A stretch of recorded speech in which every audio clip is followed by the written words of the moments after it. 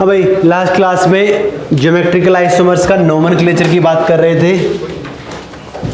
Cis trans system बहुत simple होता है। कैसे होता है देखा हमने, ई जेड, ई और जेड सिस्टम की हम बात कर रहे थे। पहली बात बताया गया कि ई जेड सिस्टम को यूज करने के लिए पहले हमको क्या करना पड़ेगा, ग्रुप्स को प्रायोरिटी असाइन करनी पड़ेगी, ठीक है। और प्रायोरिटी असाइन करने के लिए जो रूल यूज करते हैं उसको हम बोलते हैं CIP रूल, ठीक है। आजा आगे आजा, CIP रूल, काहन, इनगोल्ड, प्रीलोग सीक्वेंस रूल, तीन लोगों ने मिलकर बनाया। CIP rule is basically based on atomic number. Simply बताया गया कि पहले एटम का एटॉमिक नंबर ज़्यादा, उसका हमारा प्रायोरिटी भी ज़्यादा। और अगर पहला एटम सेम है, अगर वो आइसोटोप है तो मास नंबर देख लेंगे, और अगर पहला एटम एकदम सेम है तो then will go to second atom, यानी कि सेकंड पोजीशन में जो भी होगा उसको 1 by 1 कंपेयर करेंगे। वो भी सेम हो गया तो थर्ड पे जाएंगे। ऐसे कर करके कहाँ जहाँ डिफरेंस मिलेगा उधर हमारा आंसर आ जाएगा, ठीक है। और एक और बात बताया गया था कि जो डबल बॉन्ड वाले ग्रुप्स होते हैं और जो ट्रिपल बॉन्ड वाले ग्रुप्स होते हैं उनका डुप्लीकेशन एंड ट्रिप्लीकेशन किया जाता है ताकि उनके साथ में कुछ गलत ना हो, ठीक है ना। डबल बॉन्ड और ट्रिपल बॉन्ड बनने की वजह से उनकी जो आर्मी है उसमें नंबर ऑफ जो एटम्स सब कम हो जाते हैं, तो उसके लिए हमको ऐसा मानेंगे कि डबल बॉन्ड का मतलब 2 ग्रुप लगा है, ट्रिपल बॉन्ड का मतलब 3 ग्रुप लगा है, ठीक है। जरा फटाफट इन चारों ग्रुप को प्रायोरिटाइज करेंगे। We have this CH2OH। CH2OH क्या है, सिंपल हमारा, यहाँ कोई डबल बॉन्ड है नहीं, पहला एटम कार्बन है। C डबल बॉन्ड OH क्या, अल्डिहाइड, अल्डिहाइड का मतलब C डबल बॉन्ड OH, इधर भी पहला एटम कौन है, carbon, COH, C double bond OH, पहला एटम अगेन कार्बन, और यहाँ पे हमारा क्या है, C डबल बॉन्ड OCH3, पहला एटम सब में कार्बन है, ठीक है। उधर से उत्तर नहीं मिलेगा। आगे बढ़िए, फटाफट बताइए प्रायोरिटी किसकी ज़्यादा होगी।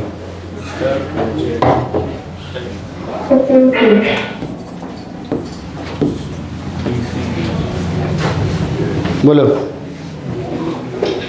DCBA। हाँ भाई, कुछ लोग का उत्तर आया DCBA। बाकी लोग देखेंगे जरा, पेन वेन चलाया करो थोड़ा सा, ऐसे दिमाग इतना ज़्यादा नहीं है हमारे अंदर कि हाँ दिमाग दिमाग में करेंगे हम, मतलब है भी अच्छी बात है लेकिन फिर भी पेन चलाया करें।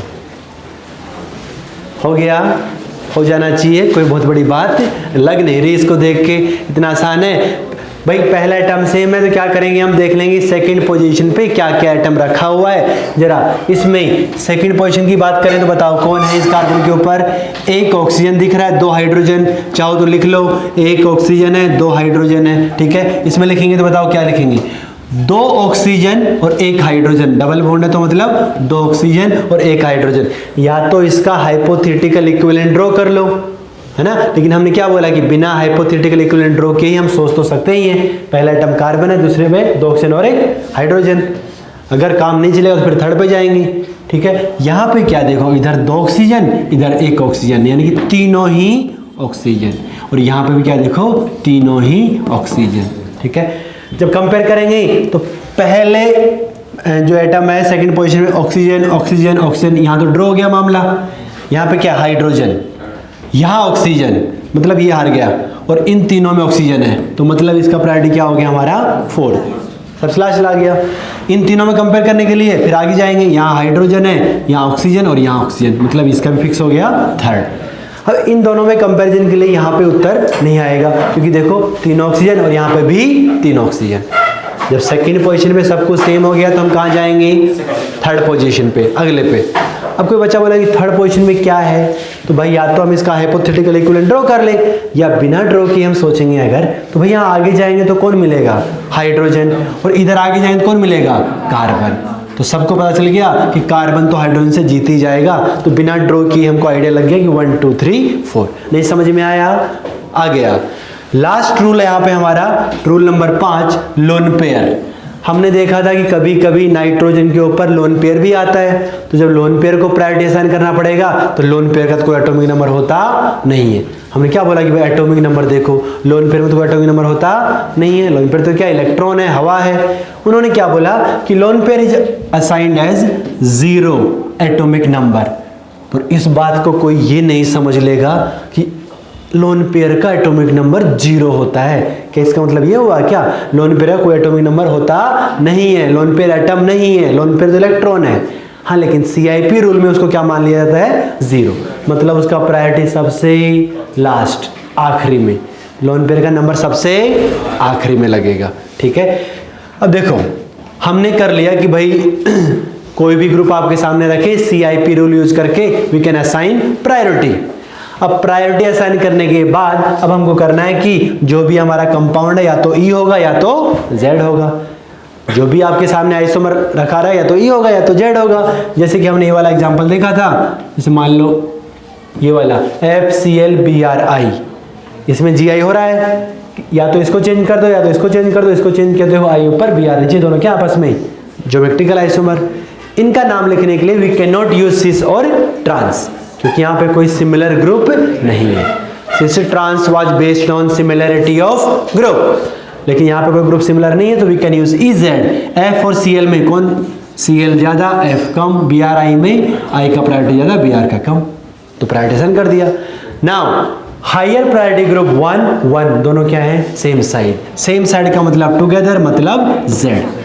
बताया था लास्ट क्लास में, Z का मतलब टुगेदर, E का मतलब अपोजिट। ये रट्टा मारना है भाई, ये सबको याद होना चाहिए। अब कैसे याद करना मुझे नहीं पता, पर Z का मतलब टुगेदर, E का मतलब अपोजिट। ठीक है, तो EZ system is based on priority of group, कि higher priority group same side होंगे तो Z, higher priority group opposite होंगे तो E। अब देखो मुझे पता है कि ये दोनों कंपाउंड आपस में GI हैं, ये Z है तो पक्का ये क्या हो जाएगा, E हो जाएगा। Z का आइसोमर तो E होगा, किसी को विश्वास नहीं हो रहा है, चलो करते हैं। Chlorine 1 fluorine 2 iodine 1 bromine 2। Higher priority कहाँ चला गया, अपोजिट, अपोजिट का मतलब E। तो जो दो ज्योमेट्रिकल आइसोमर है उनमें एक E होगा, दूसरा Z होगा। E का आइसोमर Z, Z का आइसोमर E, चेंज करने पे EZ बन जाएगा, Z हमारा E बन जाएगा। तो कैसा भी कंपाउंड आपके सामने रखे, देखो जहां पे सिस ट्रांस लग रहा था EZ वहां पे भी लग जाएगा, क्योंकि प्रायोरिटी तो हम असाइन कर ही सकते हैं। कैसा भी कंपाउंड उसमें प्रायोरिटी आराम से असाइन करेंगे, और प्रायोरिटी असाइन करेंगे higher priority same side Z, opposite है तो E। फटाफट जरा यहाँ पे मैंने कुछ कंपाउंड ड्रॉ किए हैं, इनमें बताओ जो आइसोमर लिखा हुआ है वो E है या Z है।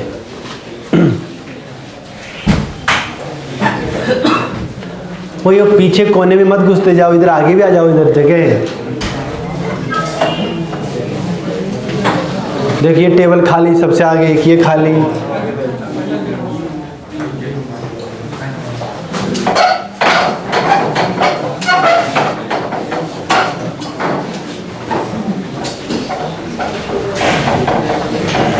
और समय का ख्याल रखा जाए, हाँ टाइम।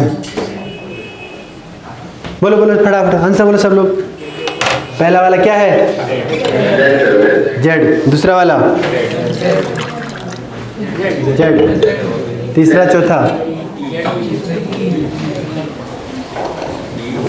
थर्ड वाला क्या है, E है, P है, हाँ या तो E होगा या तो Z होगा, P या D नहीं होगा। तो फोर्थ वाला E, Z Z E E है, ऐसा ही आ रहा है, हाँ ऐसा ही आएगा, सही। देखो मिथाइल OH किसका प्रायोरिटी ज़्यादा, OH ऑक्सीजन, यहाँ कार्बन, ठीक है। CH2Cl CH2Br, ऐसा लग रहा है कार्बन सेम है लेकिन यहाँ Br है, ये जीत जाएगा, इसका प्रायोरिटी 1। दोनों साइड प्रायोरिटी असाइन किया। हायर प्रायोरिटी ग्रुप क्या है, सेम साइड, क्या हो गया Z। Methyl H, methyl 1 H2, COH H में ऑब्वियसली COH1 H2। देखो इस वाले कंपाउंड में सिस भी लग रहा है ना, we can use cis trans also, but we can also use EZ। Cis trans भी यूज कर सकते हैं, EZ भी यूज कर सकते हैं। अगर सिस ट्रांस बोलेंगे तो ये आइसोमर सिस है, EZ करेंगे तो 1 2 1 2। अगेन क्या है, higher priority group same side है, सेम साइड का मतलब Z। यहाँ पे CH3OH OH, ऑब्वियसली OCH3 का प्रायोरिटी ज़्यादा। CH3 CH2 CH3 इसका ज़्यादा हो जाएगा, क्योंकि यहाँ कार्बन के ऊपर हाइड्रोजन है, इस कार्बन के ऊपर एक कार्बन और 2 हाइड्रोजन है। 1 1 अपोजिट, अपोजिट का मतलब E। CH3 CD3 का प्रायोरिटी ज़्यादा। ये अभी हमने किया CHO, CH2H में CHO का प्रायोरिटी ज़्यादा, CH2H का कम। 1 1 अगेन क्या है, अपोजिट, अपोजिट का मतलब E। तो बस कुछ करना नहीं है, प्रायोरिटी असाइन करेंगे, सेम साइड है कि अपोजिट साइड है, या Z हो जाएगा। एक बच्ची आरुषि सिंह है इसमें। आरुषि सिंह कौन है? बेटा आपकी मम्मी बाहर खड़ी है, आप मोबाइल लेके चले आए। मोबाइल वापस करिए चलो। अच्छा मम्मी का मोबाइल लेके आ गई क्या? चलो इसका करेंगे, फटाफट देखेंगे जरा E है कि Z है।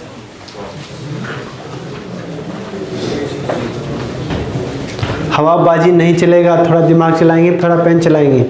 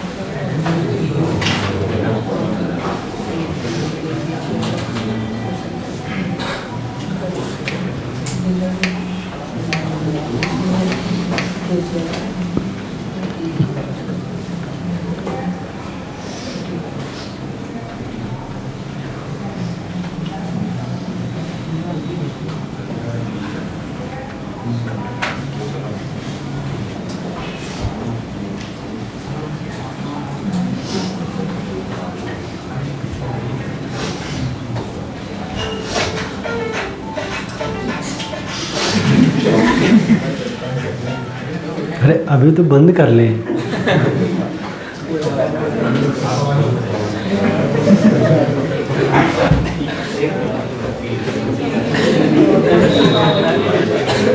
हाँ भाई हो गया होगा। तो NH2CN, अच्छा CN में क्या है, देखो कार्बन के ऊपर 3 नाइट्रोजन है ना, यहाँ एक ही नाइट्रोजन है, इसका प्रायोरिटी ज़्यादा होना चाहिए। हाँ पहले नाइट्रोजन आ गया है ना, भले ही 3 नाइट्रोजन आएगा लेकिन वो बाद में आया, पहला आइटम तो कार्बन है। यहाँ पे अगर घूम घाम के जाएंगे तो इधर ज़्यादा कार्बन मिलेगा, इधर हाइड्रोजन मिलेगा, खत्म हो जाएगा, तो हमारा ऐसा 1 1 आएगा, तो क्या हो जाएगा E। इसमें देखो कार्बन के ऊपर एक तरफ कार्बन है, एक तरफ ऑक्सीजन है, यहाँ दोनों तरफ ऑक्सीजन है, तो ये जीत जाएगा, यहाँ जाएगा। अरे इसमें ध्यान से देखना, इफ आई हैव साइक्लोहेक्सेन, ये साइक्लोहेक्सेन हो गया, साइक्लोहेक्सेन में आ गया डबल बॉन्ड, ऐसा। जरा इन दोनों को ध्यान से देखना भाई, पहला आइटम कौन है, कार्बन, इधर भी कौन है, कार्बन। कार्बन के ऊपर एक हाइड्रोजन है, बाकी 2 कार्बन है। इस कार्बन के ऊपर इधर एक कार्बन है और यहाँ 2 कार्बन है, डबल बॉन्ड बनने के बेसिकली 2 कार्बन। तो यहाँ बताओ तीनों कार्बन है, इस वाले पे 2 कार्बन और एक हाइड्रोजन है, तो पाई बॉन्ड बनने से इसको फायदा हो गया, इसका प्रायोरिटी क्या हो जाएगा, ज़्यादा, है ना। ऐसे ही जरा देखो अब बेंजीन में क्या हुआ, पाई बॉन्ड का संख्या और बढ़ गया। तो बेंजीन में देखो भाई इतना एक पाई बॉन्ड तो है दोनों में, इसमें आगे पाई बॉन्ड नहीं और यहाँ पे पाई बॉन्ड और आ गया। अब बताओ जब इनमें कंपेयर करेंगे हम, पहला आइटम कार्बन है, सेकंड पोजीशन में तीनों कार्बन है, यहाँ जब आगे जाएंगे तो ज़्यादा कार्बन मिलेगा, लेकिन इसमें जाएंगे तो कार्बन कम मिल जाएगा। डबल बॉन्ड बनने से बेसिकली कार्बन क्या 2 काउंट होगा ना, तो मुझे करके देखने की जरूरत नहीं है कि हाँ इसको मैं हाइपोथेटिकल इक्विवेलेंट बनाता हूँ, वो बनाने की जरूरत नहीं। हमको तो सवाल, हमको क्वेश्चन सॉल्व करना है, हमको ऐसा उसमें थ्योरी में नहीं घुसना है। तो ऐसा नहीं कि हाँ इसका हाइपोथेटिकल इक्विवेलेंट बनाते हैं, कैसा बनेगा, जरूरत ही नहीं मेरे को। मुझे पता है कि जब पाई बॉन्ड जब ज़्यादा बन रहा है तो कार्बन का नंबर बढ़ेगा, तो ये वाला जीत जाएगा आराम से। ये 1 ये 2 क्या दिख रहा है, 1 1 अपोजिट, फिर से क्या हो जाएगा A, 1 1 अपोजिट A। इसमें कार्बन के ऊपर ऑक्सीजन आया, कार्बन आया, कार्बन के ऊपर सल्फर आ गया, तो ऑब्वियसली सल्फर वाला जीतेगा। इसमें भी सल्फर है, लेकिन ये जो सल्फर है आने में देरी कर दिया, क्योंकि देखो कार्बन के ऊपर यहाँ ऑक्सीजन है और इस कार्बन के ऊपर तो कार्बन ही है। कंपैरिजन करेंगे तो 1 by 1 चलेंगे, सल्फर तो है लेकिन वो तो बाद में है।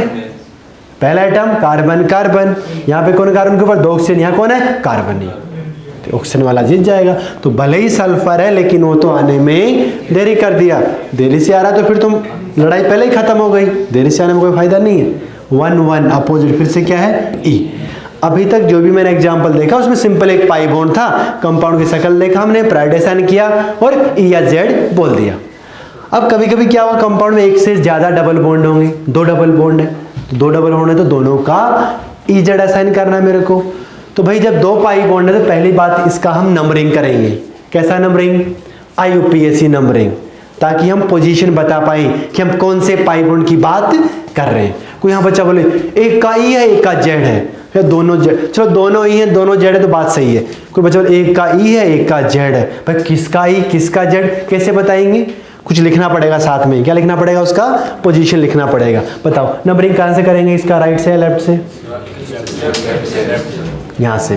IUPAC नंबरिंग यहाँ से 1 2 पे डबल बॉन्ड आ गए, यहाँ पे 1 2 3 पे है, वो एकदम उसमें गलती नहीं करेंगे। 1 2 3 4 5 6 7, तो डबल बॉन्ड कहाँ पे है? 2 पे है और 4 पे।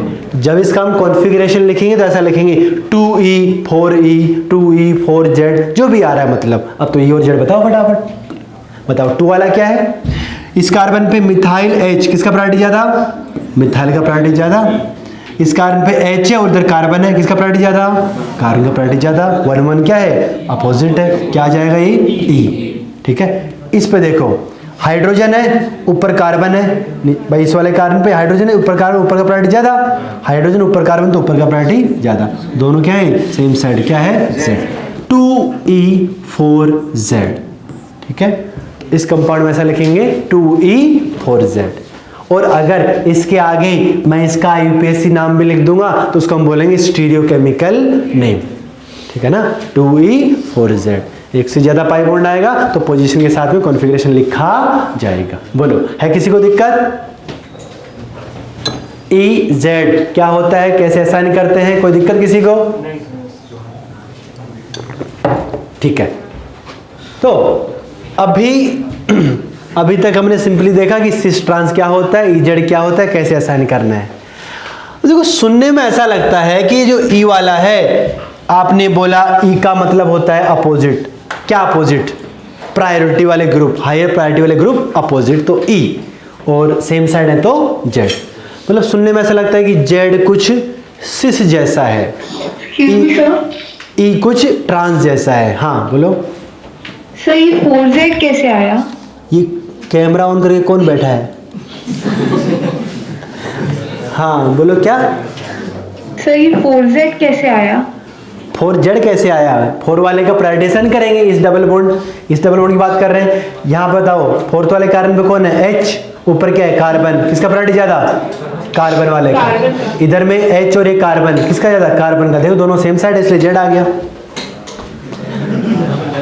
अरे प्रायोरिटी वाले ग्रुप को देखेंगे ना। हाँ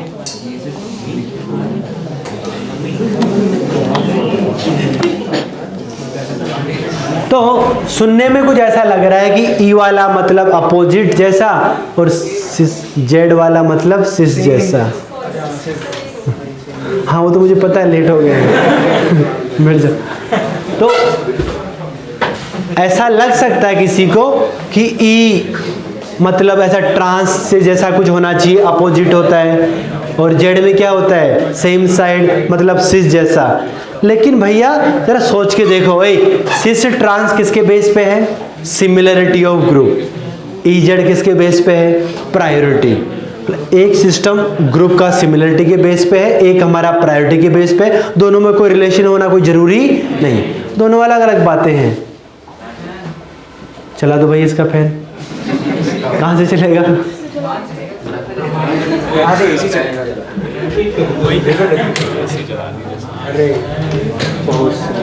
हाँ इसकी तरफ कर दे पंखा, इसकी तरफ। कम ज़्यादा कर लेना अगर किसी को ठंड लगे तो। हाँ भाई जरा आगे बढ़ते हैं। नोट डाल के क्या लिखा है मैंने?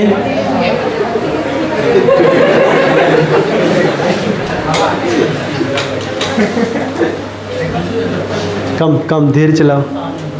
So there is no relation between cis trans and E Z. ओए सुनने में ऐसा लग सकता है कि सिस हमारा सॉरी जेड हमारा सिस जैसा है, ई हमारा ट्रांस जैसा है, लेकिन सिस ट्रांस और ई जेड में कोई रिलेशन नहीं होगा।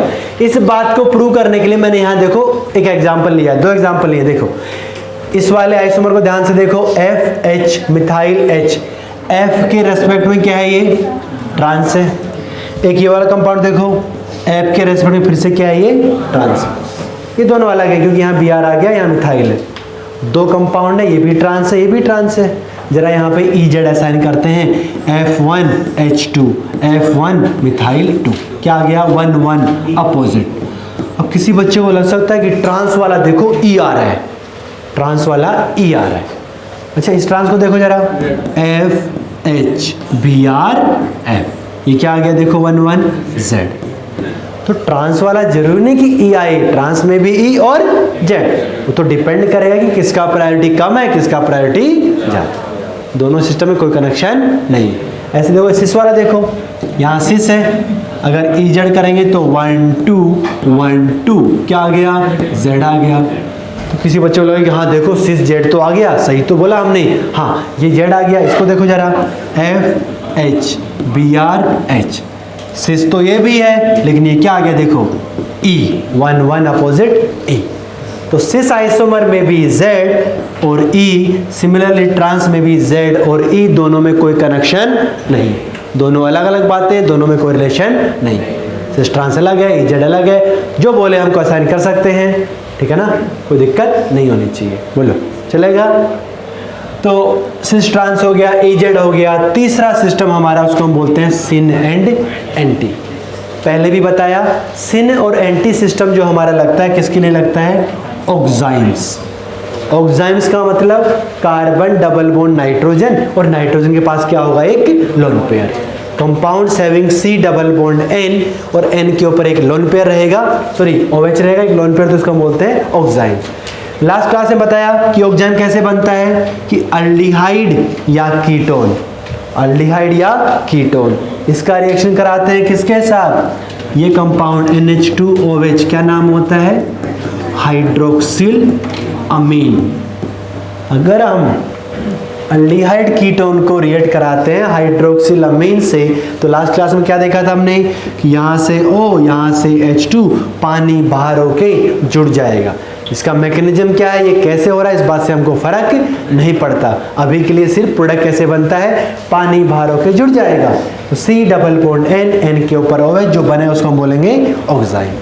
नाउ अगर इस ऑक्साइम के बनने में रिएक्टेंट हमारा अल्डिहाइड होगा तो इसको बोलेंगे अल्डोक्साइम, और कीटोन होगा तो बोलेंगे कीटोक्साइम। सो और ऑक्साइम में भी अल्डोक्साइम और कीटोक्साइम, कि रिएक्टेंट अल्डिहाइड होगा अल्डोक्साइम, कीटोन होगा तो कीटोक्साइम, ठीक है ना। अगेन अल्डोक्साइम कोई सिंगल कंपाउंड नहीं है, क्या होगा एक ग्रुप ऑफ कंपाउंड जहाँ पे रिएक्टेंट हमारे अल्डिहाइड है। कीटोक्साइम भी क्या होगा, बहुत सारे कीटोक्साइम होंगे जहाँ कीटोन रिएक्टेंट रहेगा। अब ये सिन और एंटी का क्या कहानी है, इसको समझने के लिए पहले हम लेते हैं अल्डोक्साइम, द केस ऑफ अल्डोक्साइम। देखो जरा भाई, अल्डोक्साइम में रिएक्टेंट होना चाहिए अल्डिहाइड।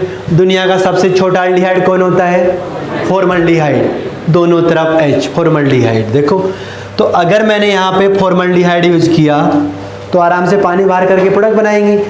नाइट्रोजन पे तो भाई एक लोन पेयर है, एक OH, अलग अलग है, बट चूंकि कार्बन पे दोनों ग्रुप सेम है तो ये जो प्रोडक्ट बनेगा इसमें कोई GI होगा क्या, नहीं बनेगा, इसमें तो कोई GI होने वाला नहीं है। नो ज्योमेट्रिकल आइसोमेरिज्म, क्योंकि कार्बन पे दोनों ग्रुप क्या है सेम।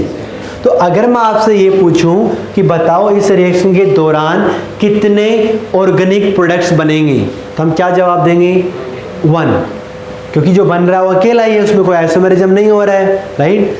चूंकि यहाँ कोई GI नहीं हो रहा तो हम क्या बोलेंगे, product is a single organic compound. वही कोई ये तो नहीं सोच रहा है कि जो पानी निकलेगा ये भी तो एक प्रोडक्ट बनेगा। हाँ सही बात है, पानी भी तो प्रोडक्ट में आएगा, लेकिन पानी कोई ऑर्गेनिक कंपाउंड नहीं है। हम क्या बोल रहे हैं, ऑर्गेनिक प्रोडक्ट, पानी वानी को काउंट नहीं करना है। ये जो ऑर्गेनिक कंपाउंड बना है क्या बनेगा, एक अकेला, ठीक है ना। क्योंकि भाई इधर ओरिएंटेशन बदला जा नहीं सकता, कार्बन के ऊपर दोनों हाइड्रोजन सेम है।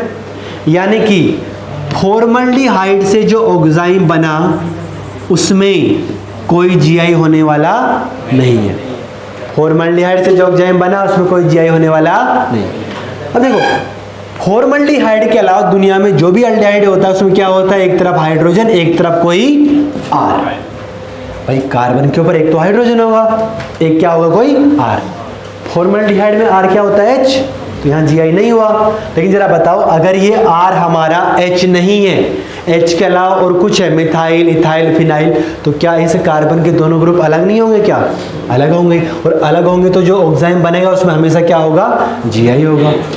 फॉर्मल्डिहाइड के अलावा दुनिया में जो भी एल्डिहाइड है उसमें कार्बन के ऊपर एक तरफ H होगा एक तरफ R, मतलब अलग ग्रुप है। और जब यहाँ ग्रुप अलग होगा तो जो प्रोडक्ट बनेगा RH, लोन पेयर OH, इसमें क्या हो जाएगा, GI। GI कैसे बनाएंगे, यहाँ लोन पेयर OH को बदल दो, OH ऊपर लोन पेयर नीचे, ये दोनों आपस में क्या होंगे, एक दूसरे के ज्योमेट्रिकल आइसोमर, GI। तो अगर मैं ऐसा बोलूं कि इस रिएक्शन के दौरान कितने प्रोडक्ट्स बनेंगे, तो क्या जवाब होगा, 2, क्योंकि जो ऑक्साइड बन रहा है वो अकेला नहीं बनेगा। भाई जब कार्बन और नाइट्रोजन के बीच में डबल बॉन्ड बनेगा इस रिएक्शन के दौरान, तो जो ओरिएंटेशन है ऐसा भी आ सकता है, ऐसा भी आ सकता है, कोई रोक टोक नहीं है, दोनों बन सकता है, दोनों बनेगा। ठीक है, अब यहाँ पे भाई क्या हम सिस ट्रांस यूज कर सकते हैं, नहीं कर सकते, क्योंकि देखो कोई कॉमन ग्रुप नहीं है। क्या हम इजेड यूज कर सकते हैं, यस इजेड यूज कर सकते हैं, कोई आपत्ति नहीं है। लेकिन ऑक्साइड्स के लिए प्रिफरेबली सिन और एंटी सिस्टम यूज करते हैं, इजेड तो यूज कर ही सकते हैं, कोई दिक्कत नहीं है। अच्छा, सिन और एंटी का क्या मतलब है, देखो नाइट्रोजन के ऊपर एक OH हमेशा रहेगा, क्योंकि ये ऑक्साइड है, ऑक्साइड में नाइट्रोजन के ऊपर हमेशा एक OH होगा। और अगर ये अल्डो ऑक्साइड में, तो अल्डो ऑक्साइड में हमेशा एक हाइड्रोजन होगा भाई, क्योंकि रिएक्टेंट में एल्डिहाइड है ना, तो एल्डिहाइड है तो एक तो हाइड्रोजन पक्का होना है, तो इधर एक पक्का हाइड्रोजन होगा, इधर एक पक्का OH होगा। तो सिन और एंटी जो बोला जाता है H एंड OH के रेस्पेक्ट में, अगर ये दोनों सेम साइड है तो ये आइसोमर सिन, और ऑब्वियसली ये सिन है तो दूसरा वाला क्या हो जाएगा, एंटी। तो सिन एंड एंटी किसके बेस पे है, H एंड OH। कोई बच्चों बोले सिस बोल दो, गधा सिस कैसे बोल दे, दोनों ग्रुप तो अलग है ना, एक H है एक OH है, तो सिस नहीं है ये, हाँ बट सिन बोलेंगे, H और OH सेम साइड है, सिन अपोजिट है तो एंटी। ठीक है, यहाँ 2 बातें लिखी है, जरा इन दोनों बातों को पढ़ेंगे समझेंगे। All aldoximes of GI except the aldoxime obtained from formaldehyde, पहली बात क्लियर है। दूसरी बात क्या लिखा है, if H and OH are on the same side, if H and OH are on the same side of restricted system, तो क्या बोलेगा उसको, syn, otherwise anti. H OH same side है तो सिन होगा, अपोजिट जाएगा तो एंटी होगा। किसी को कोई दिक्कत है, प्रॉब्लम है तो बोलेगा।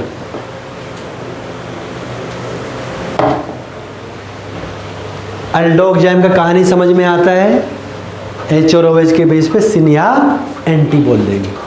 ठीक है,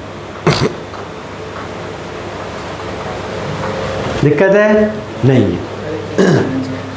इसको ऐसा रामायण मत लिखा करो, वहीं पे देखो जहाँ ये फॉर्मल्डिहाइड लिखा था वहाँ काट लो, तो इस क्या इस लाइन में और पिछला जो लाइन था उसमें कोई अंतर है क्या, नहीं है, वहीं लिखो थोड़ा सा। जैसे पूरा बोल बाय बोल कमेंट्री नहीं चल रहा है, क्रिकेट मैच थोड़ी चल रहा है इधर।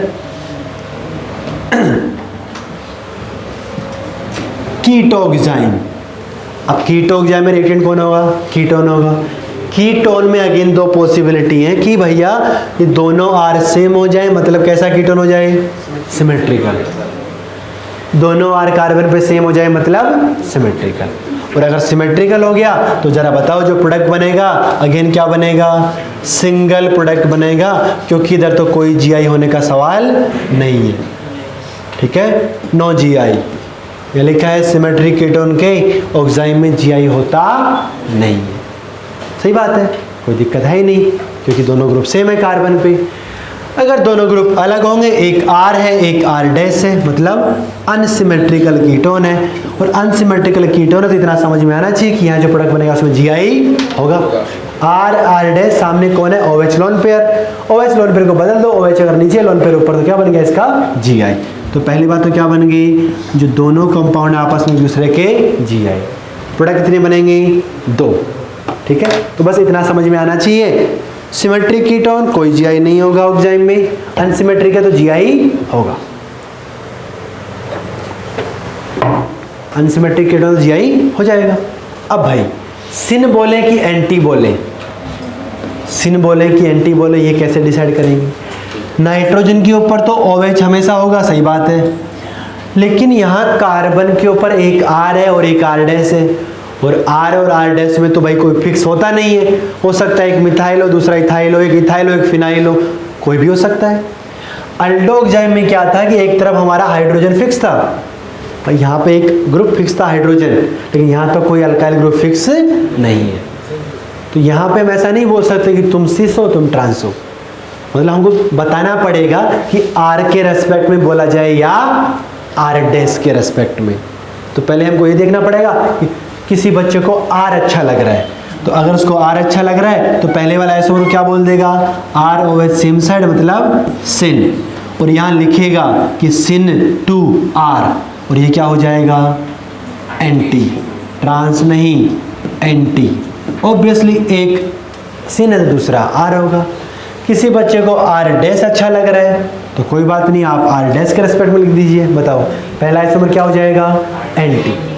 भाई R के रेस्पेक्ट में सिन है तो R डैश के रेस्पेक्ट में तो एंटी हो जाएगा, तो एंटी टू R डैश, और ये क्या हो जाएगा? देखो सिन टू R डैश। तो हमको लिखना पड़ेगा साथ में किसके रेस्पेक्ट में बोल रहे हो। You can write this isomer as syn to R और anti to R dash, same ही बात है। ये वाला एंटी टू R और सिन टू R डैश, तो जो भी रेफरेंस ले रहे हैं उसको साथ में मेंशन कर देंगे, उसके बाद तो वही सिन और एंटी लिख देंगे, कोई दिक्कत नहीं। बोलो है कोई प्रॉब्लम? सिन एंटी, अल्डोक्साइम कीटोक्साइम कैसे करते हैं, कैसे आया? सिंपल है, अल्डोक्साइम में H और OH के रिस्पेक्ट में, कीटोक्साइम में मेंशन कर देंगे कि R को ले रहे हैं या R डैश। भाई रियल एग्जाम्पल में कोई R नहीं होगा, मिथाइल होगा, इथाइल होगा, फिनाइल होगा, जो भी लिख रहे हो आप लिख दो साथ में, ठीक है ना। मतलब लिखना नहीं, हमको बोर्ड का एग्जाम नहीं चल रहा है इधर, हाँ लिखे हुए को पहचानना है। यहाँ पे क्वेश्चन का जरा आंसर बताएंगे। विच of the following compound form, which of the following compound form single product on reaction with NH2OH। हाँ भाई कोई कुछ बोला क्या? सर क्या हम पिछले वाले क्वेश्चन में प्रायोरिटी के हिसाब से नहीं दे सकते? प्रायोरिटी के हिसाब से देखेंगे तो फिर तो E और Z देखेंगे। क्या सिन और एंटी में कोई प्रायोरिटी की बात होती है क्या? नहीं सर, बस नहीं सर, दोनों का अलग क्या क्या हो गया ना। अगर आप प्रायोरिटी असाइन करोगे तो फिर तो E और Z असाइन, E और Z तो असाइन कर ही सकते हैं, उसमें कोई प्रॉब्लम नहीं है ना। हाँ भाई इसका उत्तर बताएंगे तो B, सबका आया B? अरे आया B पीछे? ठीक है, पूछ ये रहा है कि भाई ऑक्जाइम, देखो यहाँ लिखा नहीं कि ऑक्जाइम बनेगा, लेकिन क्या लिखा है? Which of the following compound form single product on reaction with hydroxylamine, और ऑप्शन में सब क्या डाला हुआ है? Aldehyde, ketone, ketone. तो मुझे पता है कि अल्डिहाइड कीटोन का अगर हाइड्रोक्सिलामीन से रिएक्शन कराएंगे तो क्या बनेगा? ऑक्जाइम बनेगा, ऐसा कुछ बनेगा, oxime C double bond N के ऊपर OH। अब भाई सिंगल प्रोडक्ट का मतलब है कि जो ऑक्जाइम बने इसमें GI होना चाहिए कि नहीं होना चाहिए? नहीं होना चाहिए, है ना। अगर GI हो जाएगा तो 2 प्रोडक्ट बनेगा, GI नहीं होगा तो सिंगल बनेगा। तो ये बस ऐसा सीधा नहीं पूछ रहा है, थोड़ा सा घुमा के पूछ रहा है ताकि जानना चाह रहा है किस में GI नहीं होगा। तो भैया नाइट्रोजन की चिंता नहीं करनी है, कार्बन की चिंता करनी है। बताओ इस वाले में कार्बन के ऊपर क्या लगा हुआ है? एक तरफ फिनाइल लगा हुआ है, एक तरफ हमारा मिथाइल लगा है। कैसा कीटोन है ये? अनसिमेट्रिकल कीटोन है, इसमें आराम से GI होगा। अभी देखा था कार्बन ग्रुप अलग है, यहाँ बनाओगे तो ऐसा बनेगा, एक तरफ फिनाइल एक तरफ मिथाइल, देखो इसमें क्या हो जाएगा? आराम से GI हो जाएगा। ये तो अल्डिहाइड है भाई, फॉर्मल्डिहाइड के अलावा दुनिया में जो भी अल्डिहाइड है उसके अल्डोक्साइम में हमेशा GI होता है। एक मिथाइल है, एक H है। इसमें भी GI होगा, इसमें भी GI होगा, B वाले में GI नहीं होगा। जरा देखो B वाले का अगर किसी को ऐसे ही समझ में आ गया अच्छी बात है, नहीं समझ में आया जरा यहाँ ड्रॉ कर रहा हूँ। अगर हम इसका ऑक्सीजन बनाएंगे कैसा बनाएंगे, यहाँ से O यहाँ से H2 पानी बाहर करेंगे तो हमारा ही ऐसा इसका ऑक्सीजन बनेगा। देखो पानी बाहर करके जोड़ेंगे इसको तो ऐसा बनेगा। अब सबको दिख रहा है कार्बन के ऊपर ऐसा घूमो ऐसा घूमो, क्या दिख रहा है, सेम सिमेट्रिक है, तो यहाँ पे कोई GI नहीं होगा, मतलब आंसर क्या है यहाँ पे B है। ठीक है, सिंगल प्रोडक्ट बनेगा ये पूछ रहा है, मतलब जो प्रोडक्ट बनेगा उसमें GI होना नहीं चाहिए, जो भी ऑक्सीजन बनेगा उसमें GI होना नहीं चाहिए।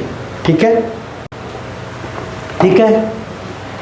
तो अभी तक हमने देख लिया कि कोई भी कंपाउंड में GI होगा कि नहीं होगा। GI जो बनेंगे उसके nomenclature cis trans E Z syn anti. GI में जो अगला पार्ट हमारा properties of geometrical isomer. Properties GI का प्रॉपर्टी, पहला प्रॉपर्टी किसकी बात करेंगे हम, डाइपोल मोमेंट। डाइपोल मोमेंट क्या होता है, थोड़ा बहुत हमको आइडिया है, जो फिजिक्स में होता है वही डाइपोल मोमेंट है कि हमारे पास कोई चार्ज है, एक पॉजिटिव चार्ज है, एक हमारा नेगेटिव चार्ज। सो अगर एक पॉजिटिव और एक नेगेटिव चार्ज को कुछ डिस्टेंस पे रख देते हैं d, so in between we have distance d। भाई दो अपोजिट चार्ज को अगर किसी डिस्टेंस d पे रख देंगे तो इनसे जो बनेगा इसको हम बोलते हैं क्या, डाइपोल। इसका जो डाइपोल मोमेंट होगा क्या लिखते हैं उसको हम, charge into distance, q into d। It's a vector quantity, direction होगा पॉजिटिव से नेगेटिव, डायरेक्शन लेंगे हम इसका पॉजिटिव से negative, q into d। Dipole moment वही वाला डाइपोल मोमेंट है, किस पे डिपेंड करेगा, q जितना ज़्यादा होगा डाइपोल मोमेंट ज़्यादा होगा, d जितना ज़्यादा होगा अगेन डाइपोल मोमेंट ज़्यादा होगा। और वेक्टर है, एक से ज़्यादा अगर वेक्टर आएगा तो उसका वेक्टर समेशन करना है, आंसर निकालना है। ठीक है भाई, अगर डाइपोल मोमेंट जीरो हो गया तो कंपाउंड को नॉन पोलर बोलेंगे, डाइपोल मोमेंट नॉन जीरो मतलब polar. So ultimately dipole moment is measure of polarity. जो भी हमारा कंपाउंड उसका पोलैरिटी मेजर कर रहा है, जो नॉन पोलर कंपाउंड उनका डाइपोल मोमेंट क्या आता है, जीरो। जैसे हमने बचपन में पढ़ा था मीथेन CCl4, भाई क्या होता है इसमें, चारों हाइड्रोजन है, चारों क्लोरीन है, सब आपस में क्या हो जाएगा, कट पिट जाएगा, कैंसिल आउट हो जाएगा, है ना। तो जो नॉन पोलर मॉलिक्यूल्स है उनमें डाइपोल मोमेंट क्या आएगा, जीरो, पोलर वाले में नॉन जीरो। ठीक है, इतना पता है। अब मुझे ये वाला जो पार्ट है केमिकल बॉन्डिंग में भी आएगा कि जो सिंपल कंपाउंड्स होते हैं उनका डाइपोल मोमेंट कैसे कंपेयर किया जाता है। हमको सिर्फ GI की बात करनी है, हम पूरे दुनिया के सारे कंपाउंड की बात नहीं करेंगे। इसको ध्यान से देखो, हमारे इस ज्योमेट्रिकल आइसोमर में ये sp2 कार्बन है, sp2 कार्बन है, यहाँ मिथाइल है और H है। अब भाई देखो हम GOC में पढ़ेंगे आगे अगले चैप्टर में कि जो मिथाइल ग्रुप होता है, अल्काइल ग्रुप, इसका ऐसा कहीं हमने पढ़ा हुआ कि +I बोलते हैं इसको, इलेक्ट्रॉन डोनेटिंग होता है। जो अल्काइल ग्रुप होते हैं methyl ethyl, they are +I, electron donating. अगर किसी बच्चे को याद है अच्छी बात है, जिसको याद नहीं है तो भी कोई बात नहीं, जरा ध्यान से देखो। बताओ ये जो मिथाइल का कार्बन है क्या है, sp3, गोली मारो अगर हमको ये याद नहीं है कोई बात नहीं, sp3 कार्बन है। ये कार्बन कौन सा है, sp2। क्या बताया था लास्ट क्लास में या पहले बताया वो मैंने कि electron negativity is directly proportional to percentage S character ना, एकदम रट्टा मार लेंगे, बहुत ज़्यादा इंपॉर्टेंट है। परसेंटेज S करेक्टर बढ़ेगा, इलेक्ट्रोनेगेटिविटी भी बढ़ेगा। इलेक्ट्रोनेगेटिविटी बढ़ता है, बॉन्ड लेंथ छोटा होता है, बॉन्ड हमारा स्ट्रॉन्ग बनता है। तीन बातें, ठीक है। जैसे जैसे परसेंटेज S करेक्टर बढ़ता है इलेक्ट्रोनेगेटिविटी बढ़ेगा, बॉन्ड छोटा बनेगा, बॉन्ड लेंथ हमारा छोटा हो जाएगा, बॉन्ड हमारा स्ट्रॉन्ग बनेगा। अब भैया अगर ये sp3 है और ये sp2 है तो किसका इलेक्ट्रोनेगेटिविटी ज़्यादा है, sp2 का। तो sp2 क्या करेगा, इस इलेक्ट्रोनेगेटिविटी खींचेगा तो ऊपर वाले पे क्या आएगा, डेल्टा पॉजिटिव, इधर क्या आएगा, डेल्टा नेगेटिव। यानी कि जो डाइपोल मोमेंट होगा उसका डायरेक्शन क्या होगा, ऐसा पॉजिटिव से नेगेटिव। ये हमारे दो मेन कंट्रीब्यूटर हैं, एक तो ये वाला और जैसे ये मिथाइल है वैसा ये मिथाइल। कोई बच्चा बोले कि आपने इस H को क्यों नहीं लिया, हाँ इसको भी ले सकते हैं लेकिन ये उतना ज़्यादा कंट्रीब्यूटर नहीं बनेगा। CH बहुत छोटा होता है, इसका डाइपोल उतना ज़्यादा नहीं आएगा। पूरे कंपाउंड के डाइपोल मूवमेंट में ये दोनों मेन कंट्रीब्यूटर है, एक हमारा मिथाइल से कार्बन, ये मिथाइल से कार्बन। इन दोनों का समेशन कहाँ आएगा, नीचे आएगा। तो बताओ डाइपोल मूवमेंट जीरो हुआ कि नॉन जीरो हुआ, नॉन जीरो। भाई इन दोनों का समेशन जीरो तो नहीं आएगा। Cis isomer is polar. क्या बोलेंगे? Cis isomer is polar. Trans वाले में क्या हुआ? वही मिथाइल है, दोनों कहाँ चला गया? अपोजिट। देखो दो वेक्टर है, दोनों का मैग्नीट्यूड बराबर, डायरेक्शन अपोजिट, मार्क हो जाएगी इधर और क्या हो जाएगा? 0। ठीक है ना? कौन ज्यादा? सिस आइसोमर का डायपोल मोमेंट ज्यादा, ट्रांस का कम। सिस वाला नॉन पोलर, सिस वाला पोलर, ट्रांस वाला नॉन पोलर। डायपोल मोमेंट 0 हुआ, इसको बोलेंगे नॉन पोलर। यहाँ नॉन 0 हुआ, इसको बोलेंगे पोलर। क्या हो गया? देख लो भाई। ठीक है, जो मैं केमिकल बॉन्डिंग में ही पढ़ाया जाएगा डायपोल मोमेंट, लेकिन हमको ज्योमेट्रिकल आइसोमर का देखना है। हमको सिर्फ जीआई की बात करेंगे, बाकी कंपाउंड का उधर बात किया जाएगा। करना वही होता है, बस केवल जो बॉन्ड हमारे पूरे कंपाउंड के डायपोल मोमेंट में कंट्रीब्यूटिंग है उनको देखो और बस वेक्टर समेशन कर दो। वेक्टर समेशन करने से अगर सब कट पिट गया, 0 आ गया तो नॉन पोलर और नॉन 0 आया तो पोलर।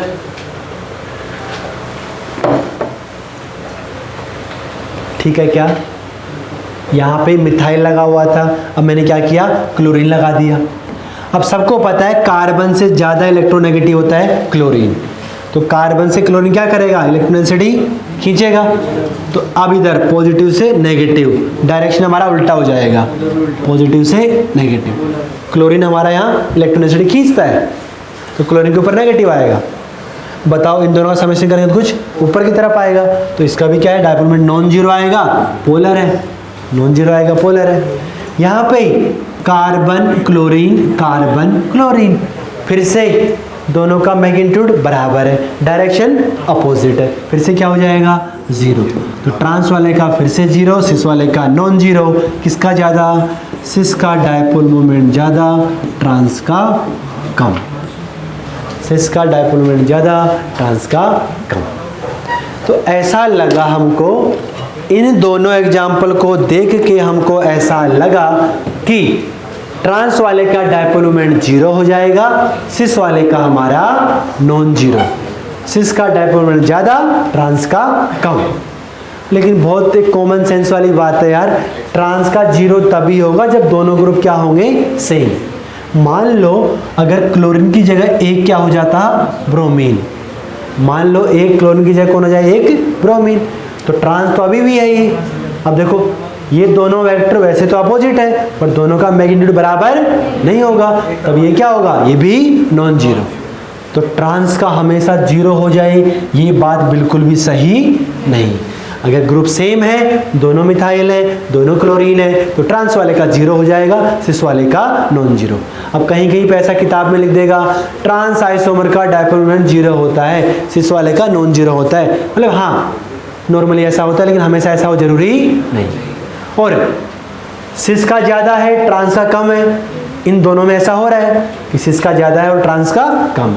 लेकिन ये बात हमेशा हो, ये भी जरूरी नहीं है। ज़रा इन दोनों को ध्यान से देखो, ये वाला आइसोमर सिस है, HH सिस, HH ट्रांस। ज़रा बताओ किसका डायपोल मोमेंट ज़्यादा आएगा?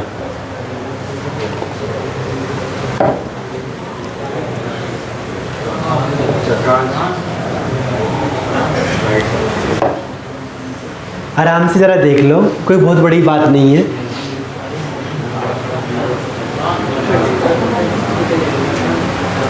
तो एक खिड़की खोल दो छोटी वाली।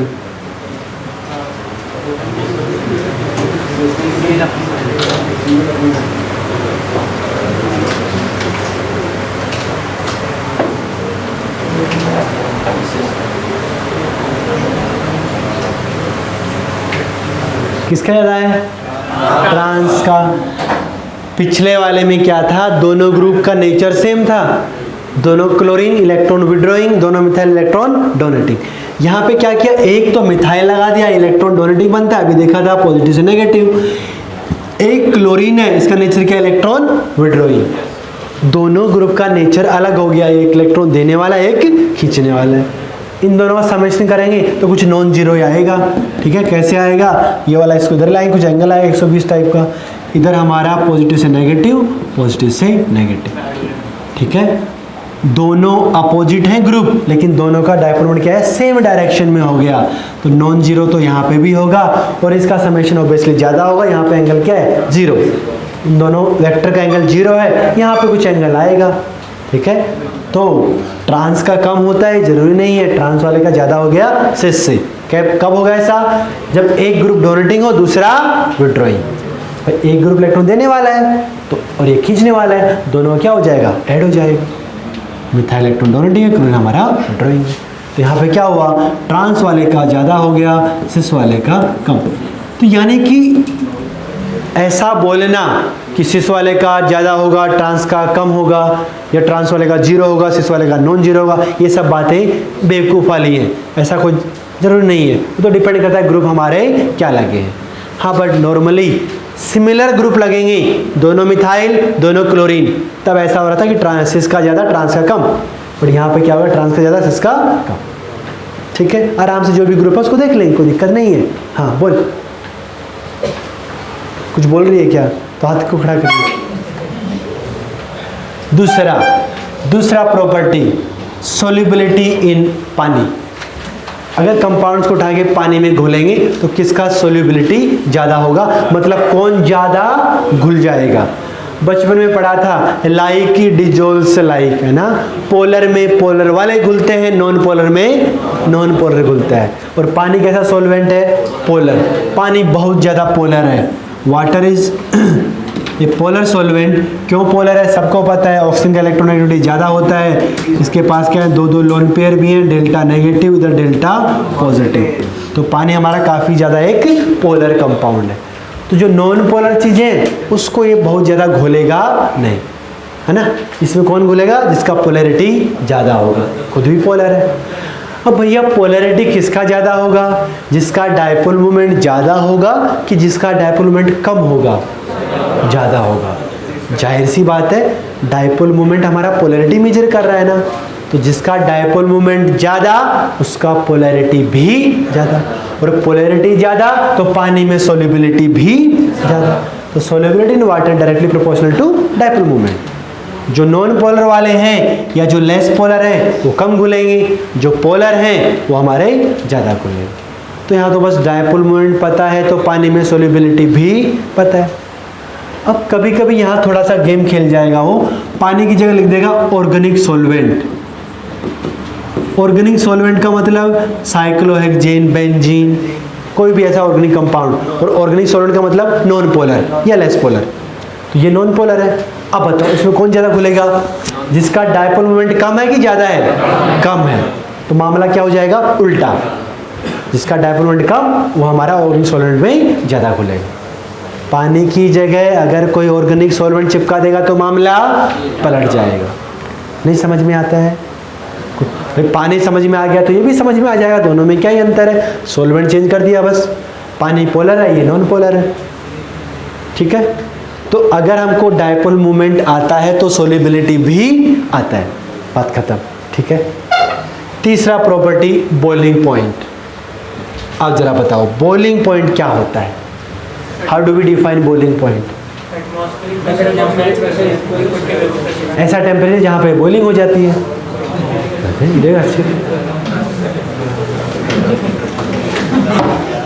ऐसा टेम्परेचर जहाँ बॉइलिंग हो जाती है वो बॉइलिंग पॉइंट है। हाँ सही बात है, नहीं इस बात में कोई बुराई नहीं है कि ऐसा टेम्परेचर जहाँ बॉइलिंग हो जाती है उसको बॉइलिंग पॉइंट कहते हैं। लेकिन भाई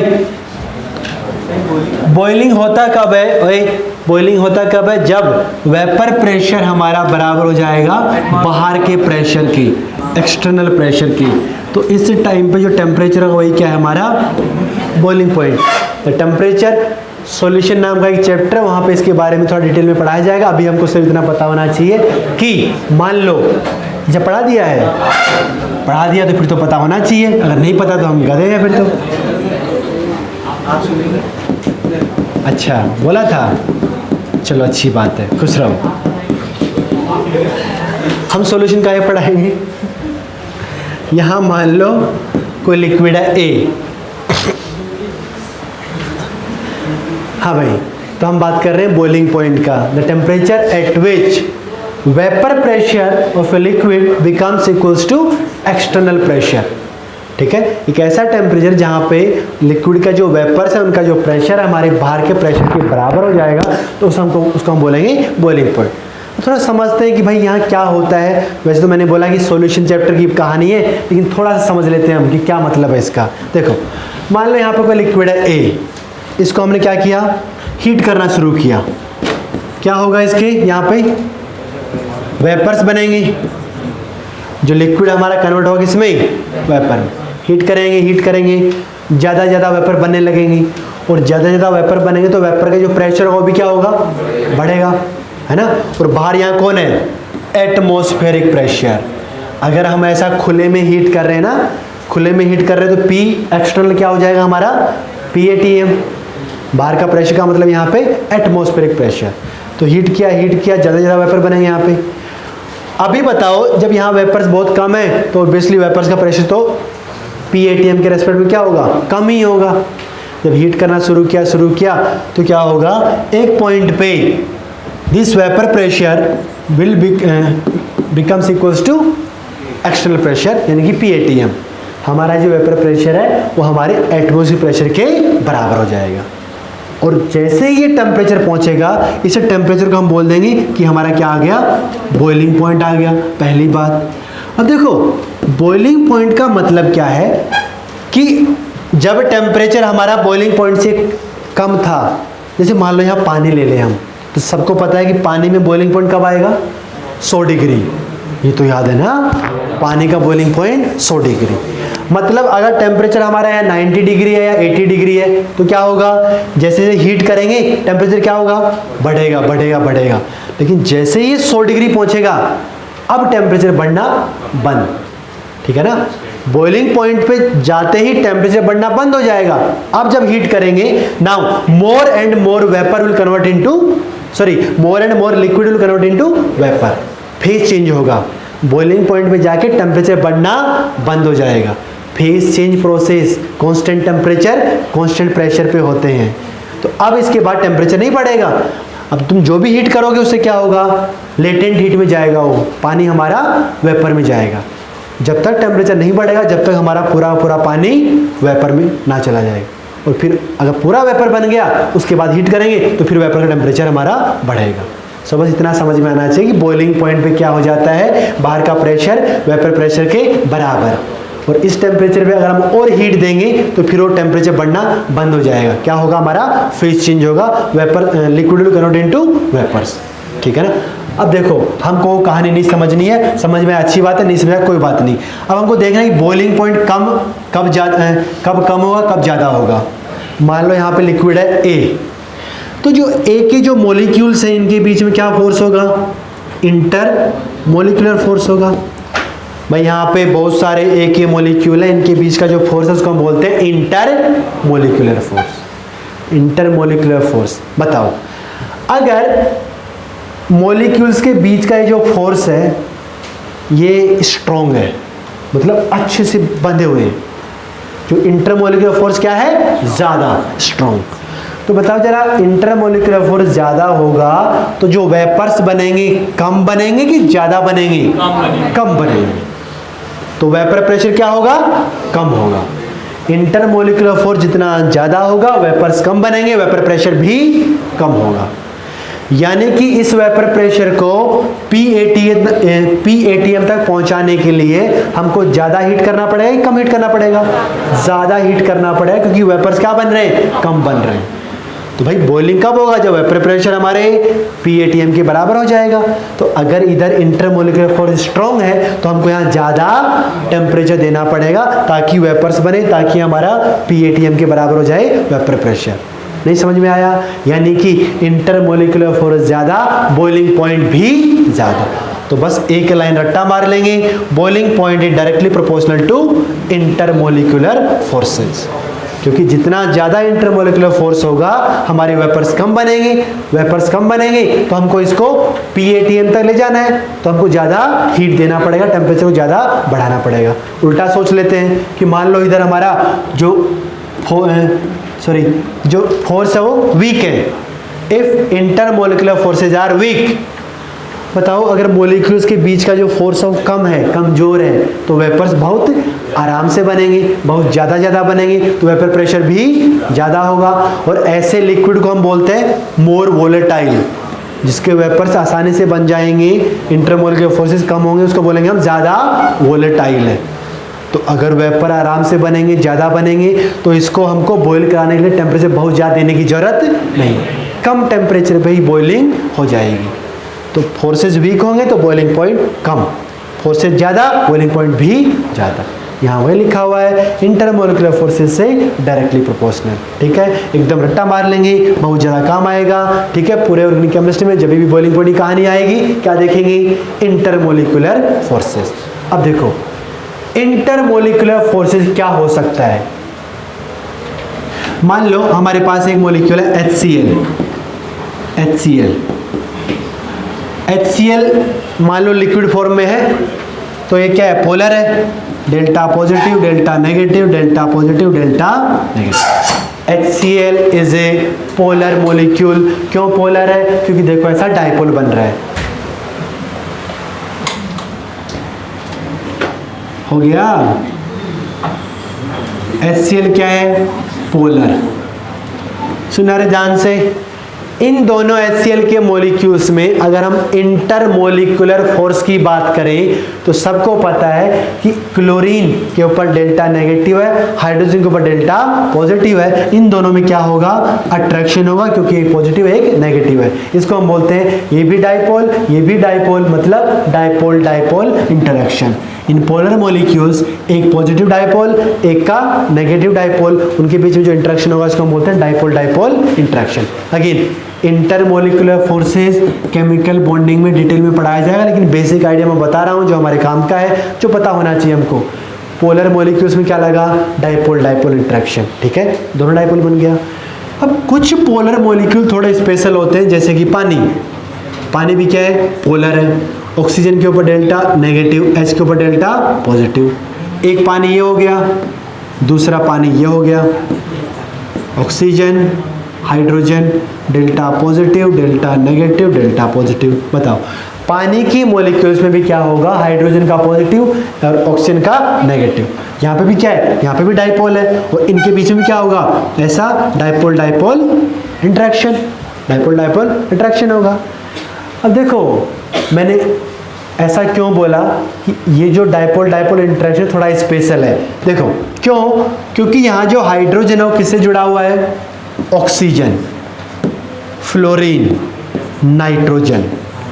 पीरियोडिक टेबल में सबसे ज़्यादा इलेक्ट्रोनेगेटिव कौन होता है? फ्लोरीन।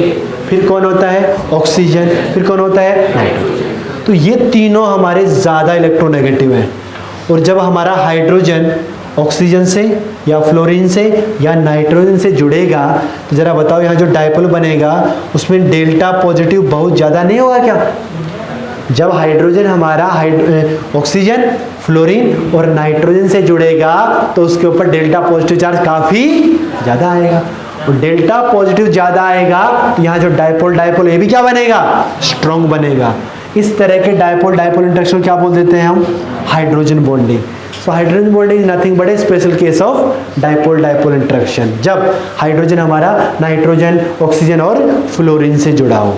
तो सबको पता है हाइड्रोजन बॉन्डिंग हमारा स्ट्रॉन्ग होगा, डाइपोल डाइपोल इंटरेक्शन हमारे वीक होंगे। और अगर हमारा मॉलिक्यूल क्या है? नॉन पोलर है ना, O2, F2, Cl2, Br2। बताओ इनमें दो क्लोरीन का मॉलिक्यूल है, दो फ्लोरीन का मॉलिक्यूल है। जैसे मान लो एक क्लोरीन और दूसरा क्लोरीन, इनके बीच में अगर कोई अट्रैक्शन होगा, इधर कोई डाइपोल डाइपोल नहीं है, कोई हाइड्रोजन बॉन्डिंग नहीं है, यहाँ जो फोर्स लगता है उसको हम बोलते हैं वैन डर वाल फोर्स या लंडन फोर्सेस या डिस्पर्सन फोर्सेस। सब एक ही बात है, लंडन फोर्सेस और डिस्पर्सन फोर्सेस और वैन डर वाल फोर्स किस में लगेगा? नॉन पोलर मॉलिक्यूल्स में। और सबको आइडिया लग रहा है कि सबसे वीक होंगे। भाई इधर को डाइपोल वगैरह नहीं है तो फोर्स क्या होगा? काफ़ी वीक होगा। यानी कि हाइड्रोजन बॉन्डिंग वाले में डाइपोल मोमेंट हमारा हाइड्रोजन बॉन्डिंग वाले बॉइलिंग पॉइंट सबसे ज़्यादा स्ट्रॉन्ग है, डाइपोल डाइपोल वालों में कम, वैन डर वाल वालों में सबसे कम। वैन डर वाल का मतलब नॉन पोलर। हाइड्रोजन बॉन्डिंग और डायपोल डायपोल के लिए क्या होना चाहिए? पोलर। ये वाला स्पेशल केस है, ठीक है। बस हाइड्रोजन बॉन्डिंग क्या होता है इतना पता चल गया, डिटेल में नहीं। अब जरा ध्यान से देखना, मान लो मेरे पास दो पोलर मॉलिक्यूल हैं भाई, दो पोलर मॉलिक्यूल हैं, ठहरो, दो पोलर मॉलिक्यूल हैं, तो कोई बच्चा क्या बोलेगा? दोनों में क्या होगा? Dipole dipole. दो पोलर मॉलिक्यूल है तो जो अट्रैक्शन क्या होगा? डायपोल है। अब भैया किस में डायपोल डायपोल ज्यादा होगा? जिसका डायपोल मोमेंट ज्यादा है। दो पोलर मॉलिक्यूल है, उन दोनों में मुझे पता चला कि दोनों में डायपोल डायपोल है, तो किस में ज्यादा होगा? जिसका डायपोल मोमेंट ज्यादा होगा। तो डायपोल मोमेंट ज्यादा, डायपोल डायपोल इंटरेक्शन भी ज्यादा होंगे, तो बॉइलिंग पॉइंट भी ज्यादा होगा। नहीं समझ में आया? तो अगर हम बात करें हमारे सिस और ट्रांस आइसोमर की कहानी, ये देखो बताओ, सिस यहाँ क्या था? पोलर। ये क्या था? Non polar. किसका बॉइलिंग पॉइंट ज्यादा? सिस वाले का ज्यादा, पोलर है, डायपोल डायपोल लगेगा। इधर हमारा नॉन पोलर है। इसमें भी सेम कहानी है, किसका ज्यादा? सिस का ज्यादा, ट्रांस का कम। भाई पोलर है, ये वाला नॉन पोलर है। तो सिस और ट्रांस में बॉइलिंग पॉइंट कंपेयर करना एकदम हलवा है, कुछ खास है ही नहीं। हाँ, लेकिन बाकी अदर कंपाउंड की कहानी अभी हम नहीं देखेंगे, लेकिन ऑर्गेनिक केमिस्ट्री में ये दोनों, मान लो इन दोनों को बताओ जरा, ये भी पोलर, ये भी पोलर। अभी बताया दोनों पोलर है, तो जिसका डायपोल मोमेंट ज्यादा उसका बॉइलिंग पॉइंट भी ज्यादा, क्योंकि यहाँ पे डायपोल डायपोल इंटरेक्शन हमारे स्ट्रॉन्ग होंगे, ठीक है। तो अगर दो पोलर मॉलिक्यूल है जिसका बॉइलिंग पॉइंट डायपोल मोमेंट ज्यादा, बॉइलिंग पॉइंट भी ज्यादा। अच्छा, दो नॉन पोलर है, तो नॉन पोलर मॉलिक्यूल्स में जो फोर्स लगेगा उसको बोलेंगे क्या? वैन डर वाल फोर्स या लंडन फोर्स या डिस्पर्सन फोर्सेस। अब ये कब ज्यादा लगेगा, कब कम लगेगा? वैन डर वाल फोर्स हमारा कब ज्यादा होगा, कब कम होगा, ये कैसे पता चलेगा? तो जरा इसको समझने के लिए जरा ये बताएंगे। Fluorine F2, chlorine, bromine, iodine, क्या पता है मुझे? F2Cl2 Br2 I2, down the group जाएंगे साइज बढ़ेगा, मोटा मोटा होता जाएगा, नीचे की तरफ आएंगे तो, है ना। पीरियड चेंज होता है, साइज हमारा तेजी से बढ़ता है। पीरियड में साइज का वेरिएशन होगा, लेकिन वो बहुत ज़्यादा नहीं होगा, थोड़ा थोड़ा बढ़ेगा, थोड़ा थोड़ा घटेगा। बट पीरियड में हमारा डाउन द ग्रुप हमारा बहुत ज़्यादा बढ़ेगा। सबको पता है कि अच्छा बताओ, फ्लोरीन को ले, अगर हम सिर्फ फ्लोरीन को बताओ, इसके मॉलिक्यूल्स के बीच में क्या फोर्स लगेगा? Van der Waals force. Van der Waals force क्योंकि क्या है? Non polar. ऐसे ही क्लोरीन, ऐसे ही ब्रोमीन, ऐसे ही आयोडीन, इन सब में जो फोर्स होगा इंटरमोलिकुलर फोर्स क्या होगा? Van der Waals force. अच्छा, बचपन में हमने एक चीज पढ़ा था कि जो गैस होते हैं, गैसियस स्टेट में मॉलिक्यूल्स के बीच का फोर्स क्या होता है? कम। लिक्विड में ज़्यादा, सॉलिड में सबसे ज़्यादा, है ना। रूम टेम्परेचर पे फ्लोरीन और क्लोरीन हमारे गैस होते हैं, ब्रोमीन हमारा लिक्विड होता है, और आयोडीन हमारा बहुत बढ़िया एक सॉलिड होता है, येलो रंग का सॉलिड। अब जरा सोच के देखो ऐसा क्यों हो रहा होगा? फ्लोरीन और क्लोरीन छोटे मॉलिक्यूल हैं, इनके बीच का जो इंटरमोलिकुलर फोर्स है वो कम है। ब्रोमीन में गया साइज बढ़ा, इंटरमोलिकुलर फोर्स भी बढ़ा, इसीलिए ब्रोमीन का जो फिजिकल स्टेट है क्या है? लिक्विड। और आयोडीन बहुत बड़ा हो गया, बहुत बड़ा हो गया, तो यहाँ पे वैन डर वाल फोर्स सबसे ज़्यादा लगेगा, और इसीलिए आयोडीन क्या होता है? सॉलिड, ठीक है ना। तो अभी हम डिटेल में तो नहीं जाएंगे, लेकिन हाँ, van der Waals force are directly proportional to size. जितना बड़ा साइज होगा सरफेस एरिया उतना ज़्यादा, और वैन डर वाल फोर्स में सरफेस एरिया ज़्यादा मिलेगा तो अट्रैक्शन भी ज़्यादा होगा। छोटा मॉलिक्यूल होगा, सरफेस एरिया कम होगा, वैन डर वाल फोर्स भी कम लगेगा। यानी कि सिंपल याद करेंगे, van der Waals force are directly proportional to size. अब जरा बताओ नॉर्मली क्या होगा? अगर साइज बढ़ेगा तो कंपाउंड का मोलर मास भी बढ़ेगा। ऐसा जरूरी नहीं है, हाँ, बट नॉर्मली ऐसा होता है। H2 छोटा है, O2, F2 बड़े हैं, मोलर मास भी ज़्यादा है, ठीक। तो नॉर्मली ऐसा होता है कि मोलर मास बढ़ेगा तो साइज ही बढ़ेगा। तो कभी कभी क्या लिखेगा कि boiling point directly proportional to molar mass, but actually क्या मतलब है उसका? साइज। किसमें? नॉन पोलर मॉलिक्यूल्स में। नॉन पोलर मॉलिक्यूल्स में boiling point is directly proportional to molar mass यानी कि साइज। बोलो बॉइलिंग पॉइंट का कहानी समझ में आता है मेरे को? तो यहाँ मैंने पूरा कहानी बता दिया, लेकिन हमारे काम का सिर्फ कौन है? Geometrical isomers. उनमें बॉइलिंग पॉइंट कंपेयर करना बहुत ज़्यादा आसान है। पोलर वाले का ज़्यादा, नॉन पोलर का कम। दो पोलर है तो जिसका डायपोल मोमेंट ज़्यादा, बॉइलिंग पॉइंट भी ज़्यादा। दो नॉन पोलर है तो जिसका साइज बड़ा दिखेगा, लेकिन हाँ वो करने की जरूरत नहीं पड़ेगी हमको। आगे बढ़ते हैं। Melting point. बॉइलिंग पॉइंट हमारे लिक्विड्स का होता है। Melting point is property of solids. पहली बात, कंपाउंड की शक्ल देख के मेल्टिंग पॉइंट बताना काफ़ी मुश्किल है, क्योंकि मेल्टिंग पॉइंट तो सॉलिड स्टेट में होता है। वैसा उसको देख के नहीं बता पाएंगे हम सॉलिड स्टेट में कैसा होता है ये। अगर हमने हल्का फुल्का सॉलिड स्टेट पढ़ा होगा तो वहाँ पे ऐसा पढ़ा होगा हमने, ऐसा packing, simple cubic, body centre cubic, face centre cubic, packing. जो एटम्स होते हैं, जो मॉलिक्यूल्स होते हैं, उनमें क्या होता है? ऐसा पैकिंग होता है। सुनना जरा, मान लो मेरे पास एक ऐसा लिक्विड है, सॉरी सॉलिड है, जिसमें जो एटम्स एकदम पास पास में है, बहुत बढ़िया से पैक हो रखा है इधर ऐसा। एक दूसरा जो हमारा सॉलिड है वो जैसा है, उसमें रैंडम है, दूर दूर है, कोई अच्छे से पैकिंग नहीं हो रहा, कहीं ज़्यादा कहीं दूर, ऐसा ऐसा फालतू का है, ऐसा है।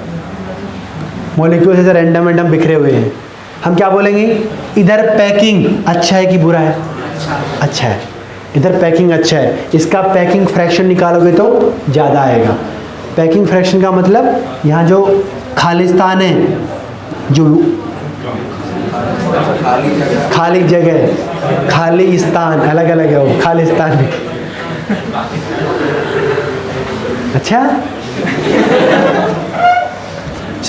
यहाँ जो वैकेंट जगह है ना, वॉइड्स है, वो कम है, और यहाँ जो खाली जगह है वो काफ़ी ज़्यादा है।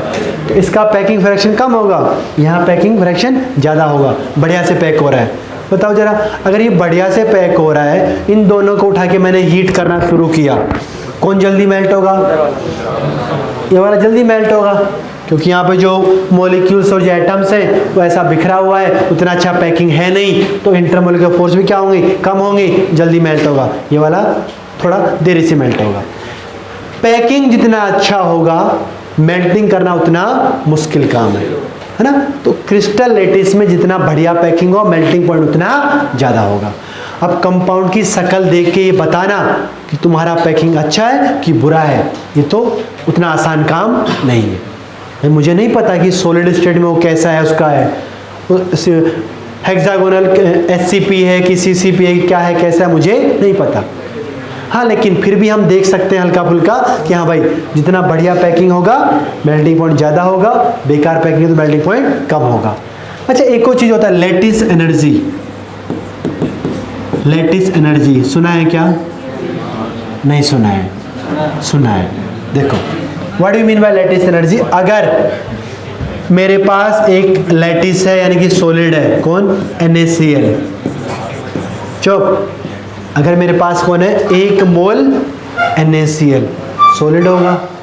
इस 1 मोल NaCl को ब्रेक करने के लिए इनटू रेस्पेक्टिव गैसियस आयंस, भाई इसको अगर हम हीट करेंगे तो ये टूट जाएगा हमारा Na+ और Cl- में। किसी भी 1 मोल सॉलिड को उसके respective ions in gaseous face में तोड़ने के लिए जितना एनर्जी चाहिए उसी को बोलते हैं लैटिस एनर्जी। सिंपल शब्दों में, परेशान नहीं होगा, केमिकल बॉन्डिंग वगैरह में आता है कहीं पे लैटिस एनर्जी, लेकिन हाँ 1 मोल सॉलिड कंपाउंड को उसके रेस्पेक्टिव गैसियस आयंस में ब्रेक करने के लिए जो एनर्जी देना पड़ेगा उसको बोलेंगे लैटिस एनर्जी। अब देखो उल्टा, कि भैया जो गैसियस आयंस हैं ये मिलके 1 मोल सॉलिड बनाए, पर जितना यहाँ देना पड़ेगा उतना यहाँ पे रिलीज होगा। सॉलिड जब बनेगा तो एनर्जी यहाँ से निकलेगा, तोड़ने के लिए एनर्जी हमको देना पड़ेगा। तो डिफाइन कैसे भी कर सकते हो, एक ही बात है कि भैया गैसियस आयन से 1 मोल सॉलिड का बनना या 1 मोल सॉलिड का गैसियस आयंस में टूटना, उस प्रोसेस में जितना हमारा एनर्जी लगेगा या एनर्जी निकलेगा उसको बोलेंगे लैटिस एनर्जी। ना बताओ किसका लैटिस एनर्जी ज़्यादा होना चाहिए? अगेन जहाँ पैकिंग अच्छा होगा, जहाँ पैकिंग अच्छा होगा उसका लैटिस एनर्जी भी ज़्यादा, मेल्टिंग पॉइंट भी ज़्यादा। तो generally melting point directly proportional to lattice energy. More effective the packing in crystal lattice, higher the lattice energy and higher the melting point. Generally हमारा पैकिंग जितना अच्छे से होगा लैटिस एनर्जी भी ज़्यादा होगा, मेल्टिंग पॉइंट भी ज़्यादा होगा। देखो दुनिया के सारे कंपाउंड का हमको मेल्टिंग पॉइंट कंपेयर करना नहीं है, कर भी नहीं सकते हैं क्योंकि मेल्टिंग पॉइंट थोड़ा मुश्किल काम है, लेकिन हमको सिर्फ किसका करना है? Cis isomer and trans isomer. तो बस मुझे ये देखना है कि सिस और ट्रांस आइसोमर में हमारा किसमें पैकिंग अच्छा होगा, सिस और ट्रांस आइसोमर में हमारा किसमें पैकिंग अच्छा होगा। देखो सिस आइसोमर कुछ ऐसा शेप का होता है, ये ग्लास जैसा है ना, यहाँ पे ये यहाँ से लेके यहाँ तक, मान लो यहाँ से लेके यहाँ तक को जो डिस्टेंस है वो कुछ d है। सिस आइसोमर का शेप कुछ ऐसा होता है। अब देखो हम देखना चाह रहे हैं किसमें पैकिंग अच्छा होगा। पैकिंग का मतलब है कि एक मॉलिक्यूल लिया, इसके ऊपर दूसरा मॉलिक्यूल रखेंगे, तीसरा रखेंगे, बेसिकली क्या कर रहे हैं? स्टैकिंग। स्टैकिंग का मतलब एक के ऊपर एक रखता जाएगा, तो कहाँ पे बढ़िया से पैक होगा, स्टैकिंग करेंगे। तो बताओ अगर इसके ऊपर मैं दूसरा मॉलिक्यूल लाके रखता हूँ, ठीक है, सो इट इज़ लाइक हमारे पास ये ग्लास है, मतलब ये ग्लास तो नहीं है लेकिन हाँ कुछ शेप ऐसा ही है, इसको थोड़ा और टेपर कर दो, ऐसा शेप है इस वाले का, समथिंग ऐसा। अब जितने भी ये मॉलिक्यूल होंगे सबका ये जो डायमीटर है नीचे वाला, इसका लेंथ क्या होगा? सेम ही होगा। सेम साइज के 4-5 ग्लास को ले लो, सेम साइज का एकदम सेम, थोड़ा टेपर्ड होना चाहिए ऐसा। इस ग्लास के ऊपर अगर दूसरा ग्लास लाके फिट करेंगे तो क्या एकदम वो नीचे तक जाएगा? नहीं जाएगा, ऊपर ही वो फंसेगा क्योंकि दोनों का जो डायमीटर एकदम सेम है। कुर्सियों वाला देख लो, हाँ चेयर के ऊपर चेयर रखे देखो, एकदम नीचे तक वो नहीं चिपकेगा, कुछ तो उधर गैप आएगा। क्यों? क्योंकि नीचे वाला बेस एकदम सेम है। तो सिस आइसोमर में अगर हम स्टैकिंग करेंगे, देखो यहाँ से लेके यहाँ तक मान लो D है, यहाँ से लेके यहाँ तक भी क्या रहेगा? D, यहाँ से लेके यहाँ तक भी क्या रहेगा? D। तो यहाँ क्या आ जाए? कुछ गैप। चेयर्स को जब स्टैकिंग करते हैं तो ऐसा गैप आएगा, ऐसा ही कुछ इधर भी है। ट्रांस आइसोमर का शेप कुछ ऐसा होता है, ऐसा। अब यहाँ पे अगर मुझे इसके ऊपर दूसरा मॉलिक्यूल को रखना है, ध्यान से देखना रे, तो यहाँ पे दूसरा मॉलिक्यूल लाएंगे, इसको मैंने नीचे चिपका दिया भाई। जब अगर नीचे चिपका देंगे तो ये जो येलो वाला डॉट है थोड़ा सा राइट में हो जाएगा, और चूंकि इधर तो कोई रिस्ट्रिक्शन है नहीं, इधर तो कोई रिस्ट्रिक्शन है नहीं, तो यहाँ पे वो इधर थोड़ा राइट में इधर खिसक जाएगा।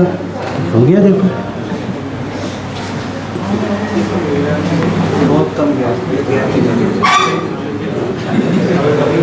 येलो वाले जो डॉट्स हैं थोड़े थोड़े राइट में खिसक गए, तो आराम से एकदम जाके सेट हो जाएगा। भाई ट्रांस वाले का स्टैकिंग करेंगे तो इधर गैप क्या आएगा?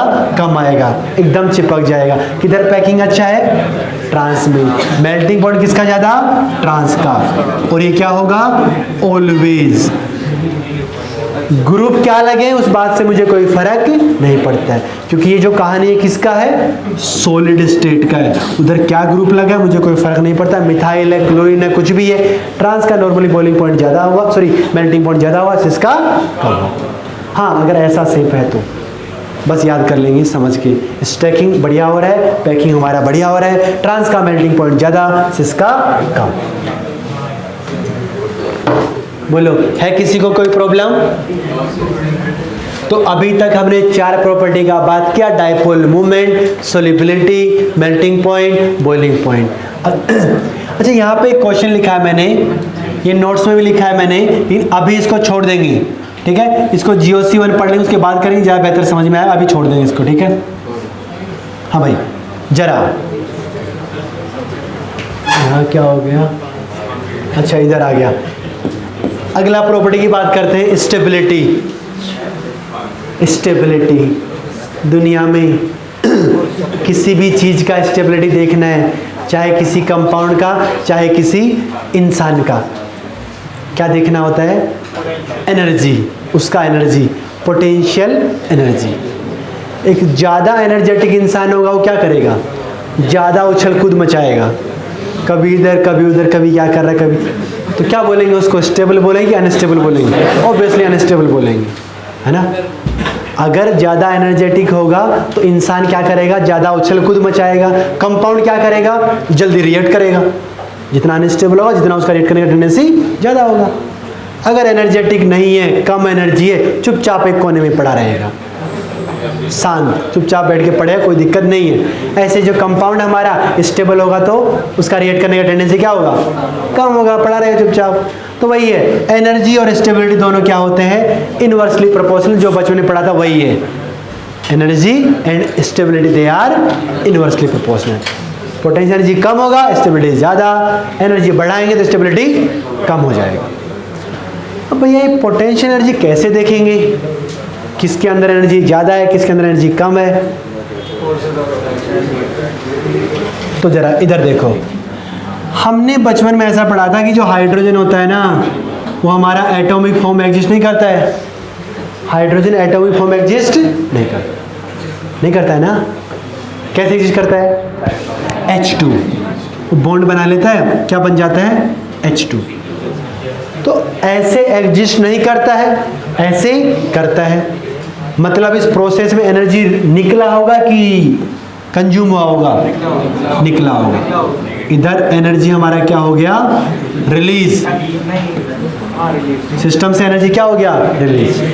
वही सिस्टम से एनर्जी बाहर निकल गया तो सिस्टम का एनर्जी क्या हो गया? कम, स्टेबिलिटी बढ़ गया। क्यों निकला? क्योंकि बॉन्ड बन गया। बॉन्ड के बनने से हमेशा एनर्जी निकलता है, और इसीलिए केमिकल बॉन्डिंग में बॉन्ड्स बनते हैं। अगर बॉन्ड बनने में एनर्जी नहीं निकलता तो फिर तो केमिकल बॉन्डिंग होता ही नहीं। सारे एटम ऐसा घूम रहे होते, H अलग, O अलग, ON सब अलग अलग होते हैं, बट बॉन्ड बनने से एनर्जी क्या होता है? हमारा निकल। दुनिया में कैसा भी बॉन्ड बने, ionic bond, covalent bond, coordinate bond, hydrogen bond, bonding में क्या होगा? हमेशा एनर्जी निकलेगा। एनर्जी रिलीज होगा तो सिस्टम का स्टेबिलिटी बढ़ेगा, सिस्टम का स्टेबिलिटी बढ़ेगा। एनर्जी रिलीज होगा, एनर्जी कम हो जाएगा, स्टेबिलिटी बढ़ जाएगा। यानी कि ऐसा समझ में आया कि अगर एटम्स के बीच में या मॉलिक्यूल्स के बीच में क्या होगा? बॉन्ड बनेगा, मतलब अट्रैक्शन होगा। कैसा भी अट्रैक्शन हो, कोवेलेंट बॉन्ड हो, आयोनिक बॉन्ड हो, हाइड्रोजन बॉन्ड हो, डाइपोल डाइपोल हो, हमेशा एनर्जी क्या होगा? उसमें निकलेगा। सिस्टम में एनर्जी कम हो जाएगा, स्टेबिलिटी बढ़ जाएगा। So energy is inversely proportional to attraction. Attraction ज़्यादा होगा, एनर्जी कम हो जाएगा क्योंकि निकल गया। उल्टा चलो, रिपल्शन होगा तो एनर्जी बढ़ेगा। अगर दो चीज़ों में आपस में धक्का मुक्की होने लग गई, दोनों लड़ना स्टार्ट कर गई, तो सिस्टम क्या होगा? हमारा अनस्टेबल होगा। दो लोगों में लड़ाई होगी तो हमारा पूरा माहौल खराब होगा, ठीक है ना। तो रिपल्शन से क्या होगा? हमारा स्टेबिलिटी कम होगा, एनर्जी बढ़ेगा, ठीक है। अट्रैक्शन अच्छी बात है, स्टेबिलिटी को बढ़ाता है। ऐसे याद करेंगे, ये बॉन्ड बन रहे हैं ना, स्टेबिलिटी को बढ़ा रहा है, ठीक है ना। रिपल्शन होगा तो उल्टा, रिपल्शन होगा तो उल्टा सोचेंगे, ठीक है। अट्रैक्शन अच्छी बात है, स्टेबिलिटी को बढ़ाता है। रिपल्शन बुरी बात है, स्टेबिलिटी को कम करता है। अब जरा हमारे पास एक सिस आइसोमर है, एक ट्रांस आइसोमर है। सिस में क्या है? ये दो बड़े मिथाइल ग्रुप सेम साइड है। ट्रांस में क्या है? ये दोनों हमारे अपोजिट साइड है। देखो ध्यान से, वही दो ग्रुप है, एक हमारा ए है, एक हमारा ए बी है। अगर ये दोनों हमारे दूर दूर है, ए और बी दोनों हमारे क्या है? दूर है। ये कोई एटम हो सकते हैं या कोई ग्रुप हो सकते हैं। अगर ये दूर हैं तो इनके बीच में या तो हाइड्रोजन बॉन्डिंग होगा, या डायपोल डायपोल होगा, या तो वैन डर वाल फोर्स होगा। कुछ ना कुछ तो इधर अट्रैक्शन होने वाला है ना। जब भी ठीक ठाक डिस्टेंस में कुछ तो अट्रैक्शन होगा ना यार। इंटरमोलिकुलर फोर्स क्या पढ़ा हमने? हाइड्रोजन बॉन्डिंग, डायपोल डायपोल या वैन डर वाल फोर्स। अगर दूर दूर है तो यहाँ पे अट्रैक्शन है, अच्छी बात है। लेकिन अगर इन दोनों को मैंने उठा के बहुत पास पास रख दिया, एक दूसरे के काफ़ी ज़्यादा नज़दीक, ऐसा ही हो गया कि जैसे दो मोटे मोटे लोग हैं, उनको मैंने इस दो अलग अलग चेयर बिठा दिया, दोनों खुशी खुशी रहेंगी। छोटे छोटे चेयर में दो मोटे मोटे बच्चों को अलग अलग बिठा दिया, दोनों खुशी खुशी रहे, कोई दिक्कत नहीं। दोनों को एक ही चेयर में बिठाएंगे तो धक्का मुक्की होगी, लड़ाई होगी, रिपल्शन, चेयर टूट जाएगी, ये भी हो सकता है। बट मोटे मोटे लोगों को उठा के एक ही चेयर में बिठाएंगे तो क्या होगा? धक्का मुक्की होगी, रिपल्शन होगा, है ना। इधर भी कुछ वैसा ही है। दो ग्रुप को लाके अगर एकदम पास पास में रख दिया, दोनों में क्या होगा? रिपल्शन, धक्का मुक्की होगी। और ये जो रिपल्शन होता है इसको हम बोलते हैं स्टेरिक हिंड्रेंस या van der Waals strain. It's also known as van der Waals strain. सोचो जरा कि इनके बीच में रिपल्शन क्यों हो रहा होगा?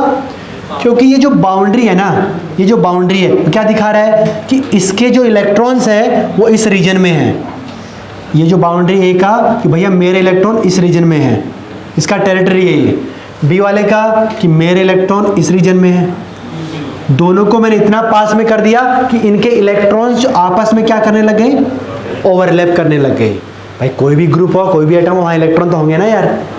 इलेक्ट्रॉन क्लाउड्स आपस में क्या कर गए? ओवरलैप कर गए। और ओवरलैप करके इनके बीच में क्या होगा? रिपल्शन होगा, धक्का मुक्की होगी। उसी को कहा जाता है स्टेरिक हिंड्रेंस या वैन डर वाल स्ट्रेन। जब दो बड़े ग्रुप को काफ़ी पास पास में रखा जाएगा तो उनके बीच में रिपल्शन होगा। ऐसा ही सोचेंगे, दो मोटे मोटे बच्चों को एक ही चेहरे बिठा दो, धक्का मुक्की होगी, कुछ वैसा ही। लेकिन यहाँ क्यों रिपल्शन हो रहा है? इलेक्ट्रॉन क्लाउड्स का पेनिट्रेशन होने लग गया आपस में। यहाँ लग रहा है कि मिथाइल बहुत दूर है, लेकिन रियल मॉलिक्यूल में दोनों मिथाइल बहुत दूर नहीं है, दोनों सेम साइड है, डिस्टेंस कम है। और डिस्टेंस कम होगा क्या होगा? यहाँ पे van der Waals strain, repulsion होगा। जब दूर दूर होगा तो ऐसा रिपल्शन नहीं होगा। तो बताओ, पहले वाले में यानी कि सिस आइसोमर में रिपल्शन की वजह से एनर्जी बढ़ा कि घटा? बढ़ा। यहाँ पोटेंशियल एनर्जी क्या हो गया? ज़्यादा। इसके रेस्पेक्ट में यहाँ पे क्या है? कम। लो, कौन ज़्यादा स्टेबल हो गया? ट्रांस आइसोमर ज़्यादा स्टेबल, सिस वाला कम स्टेबल। कोई दिक्कत नहीं है। अगर मैं ये लिखता हूँ कि एनर्जी डिफरेंस डेल्टा E1 किसका?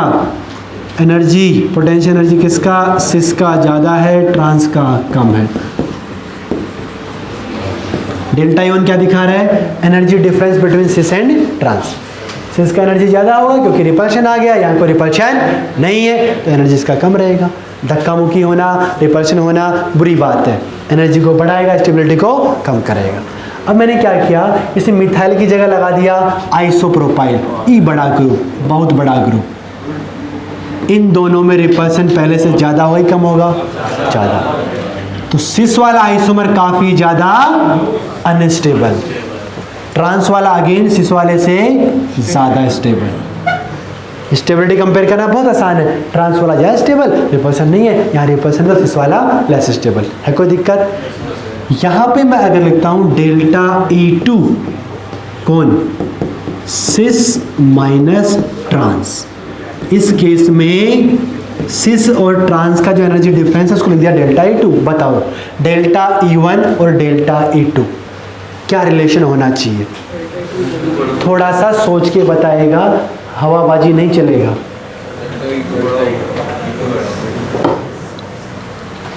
ट्रांस आइसोमर सिस वाले से ज़्यादा स्टेबल है, सिस का एनर्जी ज़्यादा है, ट्रांस का एनर्जी कम है।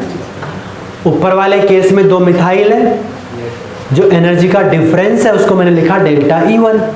नीचे वाले में जो ग्रुप है वो बड़ा हो गया, आइसोप्रोपाइल है, डिफरेंस को लिखा डेल्टा E2। कौन ज़्यादा है, डेल्टा E1 या delta E2? E1, E2, E1 दोनों बराबर होंगे। सर जितना उसमें कम होगा उतनी इसमें कम होगा। नहीं, भैया सिस आइसोमर को ध्यान से देखो, ट्रांस आइसोमर में यहाँ पे भी रिपल्शन नहीं है, इधर भी रिपल्शन नहीं, तो ट्रांस का एनर्जी बहुत लार्ज डिफरेंस नहीं आएगा क्योंकि रिपल्शन दोनों में ही कम है। सिस में यहाँ पे रिपल्शन है, यहाँ तो बहुत ज़्यादा है, तो क्या इस वाले सिस आइसोमर का एनर्जी काफ़ी ज़्यादा बढ़ नहीं जाएगा? और बढ़ जाएगा तो डिफरेंस ज़्यादा नहीं होगा क्या? होगा। डेल्टा E2 हमारा ज़्यादा होगा डेल्टा E1 से। अगर आपसे कोई पूछे कि इन चारों में मैक्सिमम एनर्जी किसका होगा तो किसका बोलेंगे? इस वाले के सिस का। इन चारों में इस सिस का एनर्जी मैक्सिमम। मिनिमम किसका होगा? इस वाले ट्रांस का। मिनिमम इस वाले ट्रांस का, क्योंकि ग्रुप भी छोटे हैं, अपोजिट भी है। नहीं समझ में आया? ऊपर वाले दोनों एग्जाम्पल में क्या था? In about two cases trans isomer was more stable than cis. पिछले वाले दोनों में ट्रांस का स्टेबिलिटी ज़्यादा, सिस का कम था। लेकिन अगेन कोई इसको ये नहीं समझ लेगा कि हमेशा ऐसा होता है, ट्रांस ज़्यादा सिस कम, हमेशा ऐसा हो जरूरी नहीं है, ये कोई रूल नहीं है। जैसे मान लो एग्जाम्पल, मिथाइल मिथाइल सिस, मिथाइल मिथाइल ट्रांस। बताइए ज़रा ध्यान से देखिए इन दोनों को। सिस वाले में ये मिथाइल है, ये मिथाइल है, इथाइल और H है, H बहुत छोटा है तो प्रॉब्लम नहीं है, यहाँ रिपल्शन नहीं है ज़्यादा। अब यहाँ ट्रांस में क्या हुआ? मिथाइल तो चला गया अपोजिट, लेकिन ऊपर कौन आ गया? इथाइल आ गया। मिथाइल मिथाइल का रिपल्शन, मिथाइल इथाइल का रिपल्शन, कहाँ ज़्यादा रिपल्शन है? मिथाइल और इथाइल का रिपल्शन क्या है? ज़्यादा। तो एक्चुअली यहाँ कौन ज़्यादा स्टेबल हो गया? सिस। एक्चुअली यहाँ पे सिस आइसोमर मोर स्टेबल। कोई रूल नहीं है ऐसा कि हमेशा ट्रांस ज़्यादा स्टेबल होगा, कभी कभी सिस भी ज़्यादा स्टेबल हो सकता है। आराम से ग्रुप को देखेंगे, बड़े ग्रुप अगर सेम साइड होंगे रिपल्शन ज़्यादा होगा, स्टेबिलिटी कम होगा। जो बड़े ग्रुप है उनको अपोजिट होना पड़ेगा, तब हमारा स्टेबिलिटी ज़्यादा आएगा, रिपल्शन कम होगा। ये कहानी था ओपन चेन कंपाउंड का। अगर हम बात करें साइक्लिक, साइक्लोअल्केन्स, डबल बॉन्ड अगर रिंग के अंदर हो तो हमने क्या पढ़ा था कि रिंग का साइज अगर क्या हो 6 मेंबर, तो यहाँ धूमधाम से सिस आइसोमर बन जाता है, लेकिन ट्रांस आइसोमर यहाँ पे इतना ज़्यादा अनस्टेबल होगा कि हमारा बन ही नहीं पाएगा। क्यों? क्योंकि यहाँ पे रिंग को ऐसा मरोड़ के ट्रांस बनाना पड़ेगा, एंगल स्ट्रेन, है ना। तो ट्रांस इतना ज़्यादा अनस्टेबल है कि इधर बनता ही नहीं। तो हमने बोला 6 मेंबर में 7 मेंबर में GI होगा नहीं। क्यों नहीं होगा? क्योंकि ट्रांस वाला highly unstable, do not exist. 8 member में आके हमारा ट्रांस वाला बनने लगेगा। देखो ट्रांस आइसोमर बनना शुरू कर दिया, लेकिन स्टेबिलिटी अभी भी उसका सिस से क्या होगा? कम ही होगा। इतना स्टेबल है कि बन जाएगा, लेकिन अभी भी ट्रांस मतलब बहुत ज़्यादा स्टेबल नहीं है, तो cis isomer will be more stable than trans. तो 8 मेंबर रिंग में ट्रांस बनेगा, बट स्टेबिलिटी हमारा एंगल स्ट्रेन की वजह से इससे क्या होगा? कम ही होगा। अब जरा बताओ हमने क्या पढ़ा था कि रिंग का साइज 8 से 9, 9 से 10, 10 से 11, 11 से 12। कार्बन का संख्या बढ़ाएंगे तो ट्रांस आइसोमर बनाना उतना आसान, यानी कि जो एंगल स्ट्रेन है वो क्या होता जाएगा? कम होता जाएगा। कहीं ना कहीं जाके तो एकदम खत्म हो जाएगा। कार्बन का संख्या बढ़ेगा तो गधा ये ट्रांस बनाना उतना आसान हो जाएगा, एंगल स्ट्रेन हमारा कम होगा। सुनना ध्यान से, 8 मेंबर में, 9 मेंबर में, 10 मेंबर में और 11, अप टू 11 एंगल स्ट्रेन हमारा ठीक ठाक रहेगा। और एंगल स्ट्रेन अगर ठीक ठाक रहेगा तो किसका स्टेबिलिटी ज़्यादा होगा? सिस का। इधर हमने स्टेरिक हिंड्रेंस नहीं देखा। क्यों नहीं देखा? क्योंकि ज़्यादा डोमिनेटिंग कौन है? Angle strain. कोई बच्चा सोच रहा है कि आपने स्टेरिक हिंड्रेंस क्यों नहीं देखा? भाई सिस वाले में स्टेरिक हिंड्रेंस ज़्यादा होता है, सही बात है, बट ज़्यादा डोमिनेटिंग कौन है यहाँ पे? Angle strain. तो अप टू 11 कार्बन, रट्टा मारने वाली बात है, याद कर लेंगे एकदम। अप टू 11 कार्बन क्या होगा? Cis remains more stable than trans. क्यों? क्योंकि एंगल स्ट्रेन जिंदाबाद। एंगलस्टन यहाँ तक है। लेकिन जैसे ही कार्बन का संख्या बढ़ने लग रहा है, क्या हो रहा है, एंगलस्टन हमारा कम होता जा रहा है। 12 और 12 के बाद में इतना कम होगा कि एंगलस्टन का फैक्टर डोमिनेटिंग नहीं होगा। और जब एंगलस्टन का फैक्टर डोमिनेटिंग नहीं रहा तो वापस से लौट के कहाँ चले जाएंगे हम, स्टेरिक हिंड्रेंस पे, मतलब ट्रांस वाला again become more stable than cis. 12 और 12 के बाद का कहानी वैसा ही है जैसा ओपन चेन का कहानी है। 12 और 12 के बाद का कहानी ओपन चेन जैसा है, बस ऐसा याद कर लेंगे। 12 से नीचे 11, 10, 9, 8 में एंगलस्टन की वजह से हमारा सिस आइसोमर ज़्यादा स्टेबल, यहाँ लिखा हुआ है, पढ़ लेंगे।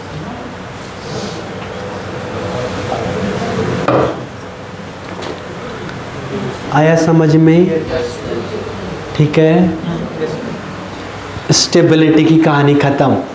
तो जीआई में हमारा हो गया कि जीआई होगा कि नहीं होगा, चेक कर सकते हो, नोमेनक्लेचर कर सकते हो, cis trans E Z, properties, boiling point, melting point, dipole moment, solubility, stability सब कंपेयर कर सकते हो। ठीक है, इसमें जो हमारा एक लास्ट सेक्शन है, calculation of number of GI. ठीक है, जीआई का नंबर की बात करेंगे जरा कि जीआई हमारा कब कम होगा, कब ज़्यादा होगा, नंबर कितना होगा। हर जगह फॉर्मूला नहीं लगेगा, कहीं कहीं हमको फॉर्मूला यूज करेंगे, कहीं कहीं बिना फॉर्मूला के काम चलाना पड़ेगा। नंबर ऑफ जीआई की बात करेंगे जरा, ये फाइल खुल जाए तब तक।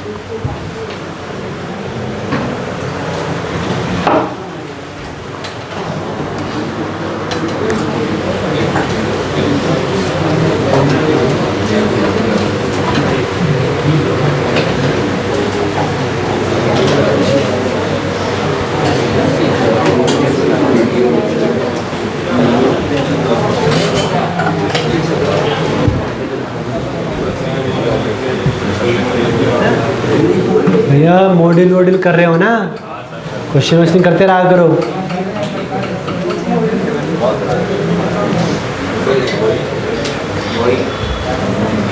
हाँ मुझे पता है वही है, देखो थोड़ी देर बाद वो नहीं रहेगा।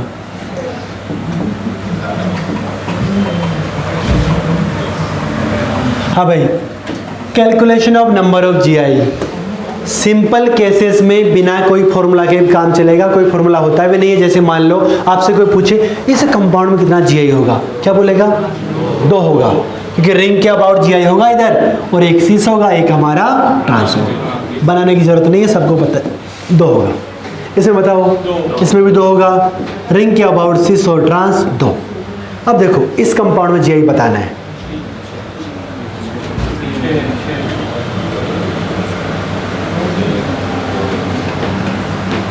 जरा बताओ, अगर मैं साइक्लोप्रोपीन में तीनों जगह मैंने मिथाइल लगा दिया, मिथाइल एच अलग, मिथाइल एच अलग, मिथाइल एच अलग, अब यहाँ कैसे जीआई निकालेंगे? तो अगेन कोई फॉर्मूला नहीं होता है कि हाँ कुछ फॉर्मूला लगा दो, इधर थोड़ा हमको बना के चेक करना, बना के देखना है। ऐसे क्वेश्चन को करते कैसे, जरा देखो इधर। इसको कैसे करेंगे कि पहले हम ऐसा सोचेंगे कि एक बार क्या करें, हम इन तीनों मिथाइल को सेम साइड रखते हैं, तीनों को वेज पे, या तीनों को डैश पे। जरा बताओ, तीनों वेज पे रहे, तीनों डैश पे रहे, तो क्या कोई अंतर होगा? नहीं होगा। इस वाले कंपाउंड को इस बोर्ड के अंदर घुस के देखो तो तीनों डैश पे दिखेंगे, तीनों वेज पे, तीनों डैश पे, कहानी तो सेम ही है, सेम साइड है। तो हमने बोला कि तीनों को वेज पे रखो, ठीक है। फिर क्या करेगा, किसी एक ग्रुप को उठा के डैश पे भेज दो, और कोई एक ग्रुप अगर हमारा डैश पे चला गया तो हम बोलेंगे कि ये नया ज्योमेट्रिक आइसोमर बन गया। अब किसको डैश पे भेजना है, किसी को भेज सकते हैं, तीनों हमारे एक जैसे ही हैं, कोई अंतर नहीं है। बताओ क्या ये दोनों में स्पेशल ओरिएंटेशन नहीं बदला? बदला, मिथाइल बदल गया, दोनों क्या है, जीआई है, ठीक है। अब कोई बच्चा बोलेगा कि देखो ऐसा करते हैं, 2 को डैश पे भेजते हैं, ऊपर वाला पहले से ही डैश पे है, ऊपर वाला मिथाइल पहले से डैश पे है, इसके साथ चाहे मैं इसको भेजूं चाहे मैं इसको, ये भी पड़ोसी है ये भी पड़ोसी है, 2 को मैंने डैश पे कर दिया, एक हमारा अभी भी वेज पे है। तो बोलेगा कि देखो 3 बन गया, लेकिन ध्यान से देखो इन दोनों को, 2 वेज पे है, 1 डैश पे है, दो सेम साइड है, एक अपोजिट है, दो डैश पे है, एक वेज पे है। फिर से क्या, दो सेम साइड है, एक दो वेज एक डैश या दो डैश एक वेज, इनमें कोई अंतर नहीं है, सेम ही है। मतलब यहाँ मैक्सिमम कितना बन पाएगा, 2। तो ऐसा बस पॉसिबिलिटी बनाना है, मैथ वाला दिमाग लगेगा, इधर केमिस्ट्री नहीं है। तीनों को वेज पे रखा, एक एक को डैश पे भेज दिया गया, ठीक है ना। ये दोनों सेम ही है, जहाँ पे बना रहे हो देखता रहे सेम तो नहीं हो रहा है, ठीक है। ऐसा मैंने बनाया। जरा 4 मेंबर रिंग में अगर मैंने चारों पे मिथाइल लगा दिया, फटाफट इसका पॉसिबिलिटी बनाएं कितना बनेगा।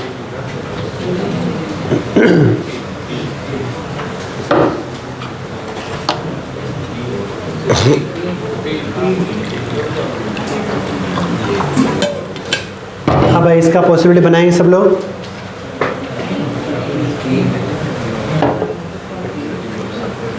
चार मेंबर रिंग में चारों पे मिथाइल लगा दिया,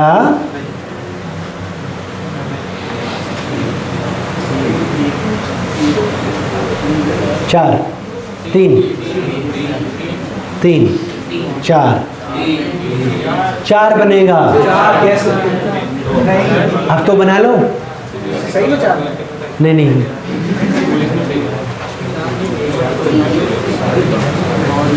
पहले सारे डैश में फिर बस ऐसे ऐसे करना है यार, लेकिन हाँ ध्यान रखें कहीं मैच नहीं होना चाहिए। बस सारे वेज, अगर 4 है तो 4 बना देंगे जबरदस्ती, है ना। एग्जाम में ऐसा नहीं होगा बेटा, वहाँ बना के देख, तुमको आंसर नहीं पता होगा पहले से। 4 ही बनता है मेरे हाँ रे, चारों वेज पे या चारों डैश पे इसमें कोई दिक्कत नहीं है। किसी एक को उठा के वेज पे डैश पे भेज देते हैं। 3 अभी भी कहाँ हैं, वेज पे हैं, ठीक है भैया, इतने में भी कोई प्रॉब्लम नहीं है। अब जरा ध्यान से देखना रे भाई, ध्यान से। एक डैश पे पहले से चला गया, अब हम चाहते हैं कि 2 डैश पे चले जाएं। अब यहाँ पे 2 चांस हो सकता है कि जो डैश वाला है उसके पड़ोसी वालों को भेजो, और जैसा ये है ऐसा ये भी है, इसके पड़ोसी वाले को भेज दिया, तो बाकी दोनों कहाँ हैं, वेज पे हैं। या फिर ये जो डैश पे है उसके डायगोनली अपोजिट वाले को भेजो। 2 वेज पे और 2 डैश पे होगा तो ये 2 चांस बन सकता है। इसके रेस्पेक्ट में ये दोनों जैसे हैं, लेकिन ये वाला तो अपोजिट वाला अलग है। कोई बच्चा बोला 3 को डैश पे कर दो, 3 को डैश पे कर दो, तो फिर तो ये 3 वेज वाला हो जाएगा। 3 वेज 1 डैश या 3 डैश 1 वेज, ये तो सेम ही है, ये तो कहानी आएगा नहीं। ये खत्म हो गया, आंसर क्या आ गया, 4। कुछ लोगों ने किया, कुछ लोगों ने नहीं किया, कुछ लोगों ने हवाबाजी में किया। पेन चलाएगा, देखिए ये कंपाउंड है, 2 साइक्लोहेक्सेन को जोड़ दिया। वैसे तो यहाँ पूछ रहा है कि नंबर ऑफ जीआई कितने हैं, लेकिन मेरा सवाल है कि इसमें जीआई होगा कि नहीं होगा। बताओ इस कंपाउंड में क्या जीआई होगा कि नहीं होगा। ओए आगे देखो, इधर कुछ करो, पीछे देख रहे हैं, उबासी मार रहे हैं मस्त एकदम।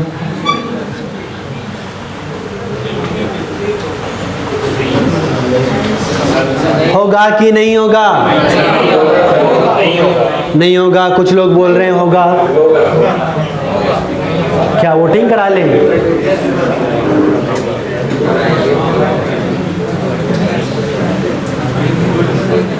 होगा कि नहीं होगा, नहीं होगा, हो नहीं सकता। कैसे हो सकता है यहाँ पे, तो देखने में ऐसा लगता है इधर तो हो ही नहीं सकता, कैसे हो सकता है, कुछ हो ही नहीं रहा यहाँ पे तो। लेकिन जरा ध्यान से देखो भाई, इन चारों कार्बन को और इन चारों कार्बन को तो हम देखेंगे भी नहीं।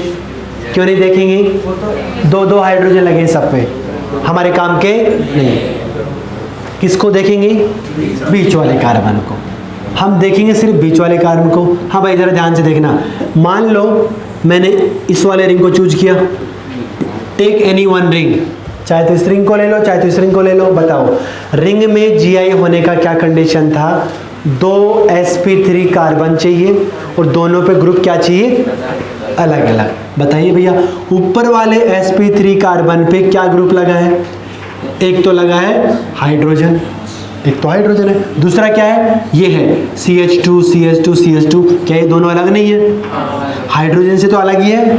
अच्छा, नीचे वाला sp3 कार्बन पे देखो क्या लगा है, एक अगेन क्या है, हाइड्रोजन है, दूसरा क्या है, CH2 CH2 CH2। ये दोनों अलग। तो क्या ये कंडीशन सेटिस्फाई नहीं हो रहा है क्या? कोई गधा ये नहीं बोलेगा ऊपर वाला ग्रुप नीचे वाला ग्रुप सेम है। अरे बीच में दीवार है, ऊपर वाला ग्रुप नीचे वाला ग्रुप से मैच नहीं कराना है। ऊपर वाले पे दोनों ग्रुप अलग, नीचे वाले दोनों ग्रुप अलग, आराम से GI होगा। कैसे होगा, बना लेंगे। देखो यहाँ बना रहा हूँ मैं। वैसे क्या है ना कि साइक्लोहेक्सेन ऐसा प्लेनर नहीं होता है। इसी चैप्टर में हम पढ़ेंगे कि साइक्लोहेक्सेन प्लेनर नहीं, ये हमारा एक नॉन प्लेनर स्ट्रक्चर बनाता है, उसको हम बोलते हैं चेयर फॉर्म। कैसा होता है देखेंगे। पर अभी के लिए क्या मतलब है हमको, दोनों हाइड्रोजन सेम साइड हो गया तो जो रिंग के बॉन्ड है ये भी सेम साइड होंगे। यहाँ हम ड्रॉ नहीं करने जा रहे हैं, दोनों वेज पे हो गया, या फिर एक हाइड्रोजन वेज पे दूसरा हमारा डैश पे, और रिंग के बॉन्ड भी हमारे उसी तरह से अरेंज हो जाएंगे, एक वेज पे दूसरा हमारा डैश पे। कोई ये नहीं सोच रहा होगा कि क्या ये रिंग हमारा प्लेनर है। हाँ ऑब्वियसली बॉन्ड प्लेनर नहीं है, पूरा रिंग ही प्लेनर नहीं है। हाँ पर जैसा हाइड्रोजन का बॉन्डिंग है उस हिसाब से हमारे रिंग के बॉन्ड ऊपर नीचे एडजस्ट हो जाएंगे। दोनों सेम साइड सिंस दोनों अपोजिट ट्रांस। GI होगा, धूमधाम से होगा, कितने होगा, 2। इंपॉर्टेंट कंपाउंड है, पहली बार में देखने से ऐसा लगता है इसमें तो हो ही नहीं सकता, कैसे हो जाएगा, हो जाएगा। चाहे तो ये रिंग ले लो, चाहे ये रिंग ले लो, कुछ नया नहीं हुआ, कुछ जादू नहीं हुआ, वही हुआ जो पहले हो रहा था। 2 sp3 कार्बन, दोनों पे ग्रुप अलग अलग, GI हो जाएगा। कभी कभी ऐसा क्वेश्चन आता है, जरा फटाफट पढ़ेंगे।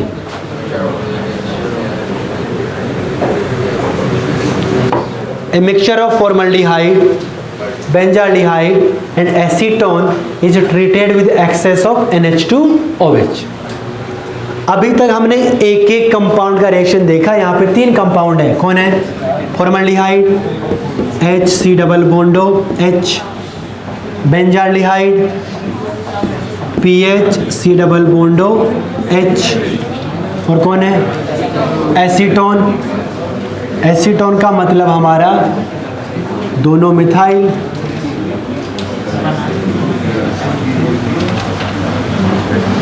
एसीटोन का मतलब दोनों मिथाइल।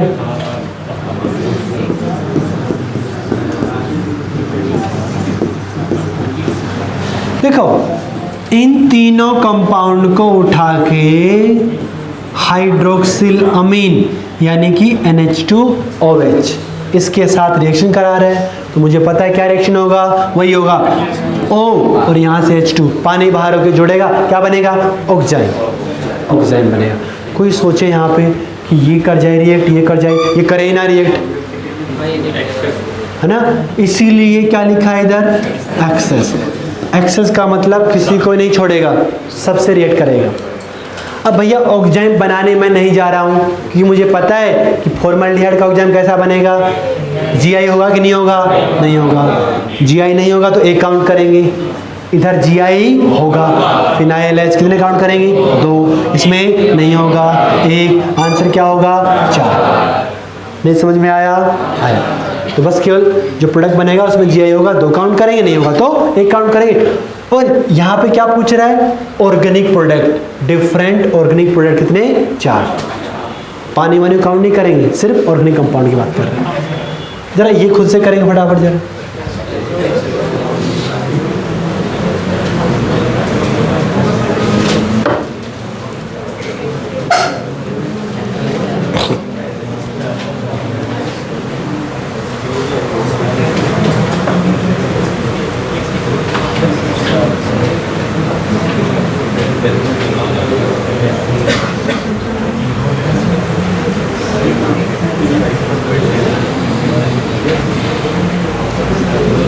बस NH2OH की जगह कौन ले लिया, NH2NH2। यहाँ से क्या बनेगा, हाइड्राजोन बनेगा, कोई दिक्कत नहीं है। बस वही देखना है कि प्रोडक्ट में GI होगा कि नहीं होगा। बस एसिटोफिनोन, बेंजोफिनोन, साइक्लोपेंटेनोन बनाओ स्ट्रक्चर। एसिटोफिनोन का मतलब एक तरफ फिनाइल, एक तरफ मिथाइल। बेंजोफिनोन का मतलब दोनों तरफ फिनाइल। साइक्लोपेंटेनोन मतलब 5 मेंबर रिंग में ऐसा O। अब इतना कष्ट मैंने कर दिया, उसके बाद आगे का करो, क्या उत्तर आएगा?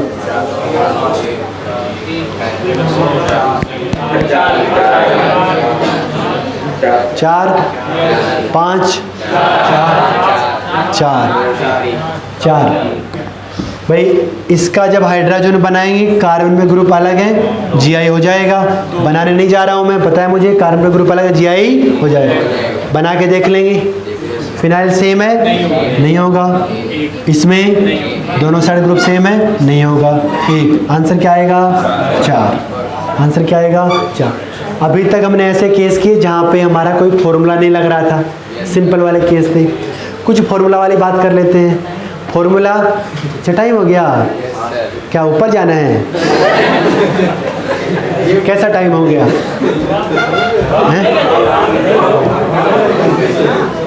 अच्छा, बाहर जाने का टाइम हो गया, वो भी नहीं हुआ अभी, वो भी 3 मिनट बाकी हैं। अबे यार, क्या करेगा बाहर जाके, हैं? चलो इस बात को देख लेंगे 1 मिनट में।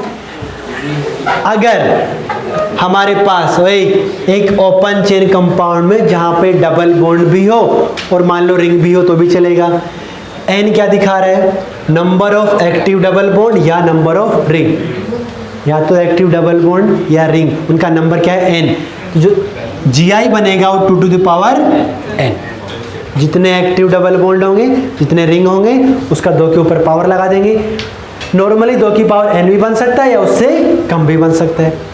लेस देन इक्वल्स टू, देखो कब 2 की पावर n बनेगा, कब लेस देन बनेगा, यहाँ पे लिखा है मैंने, देखो। अगर हमारा कंपाउंड क्या है? अनसिमेट्रिक, दोनों साइड से अलग अलग है।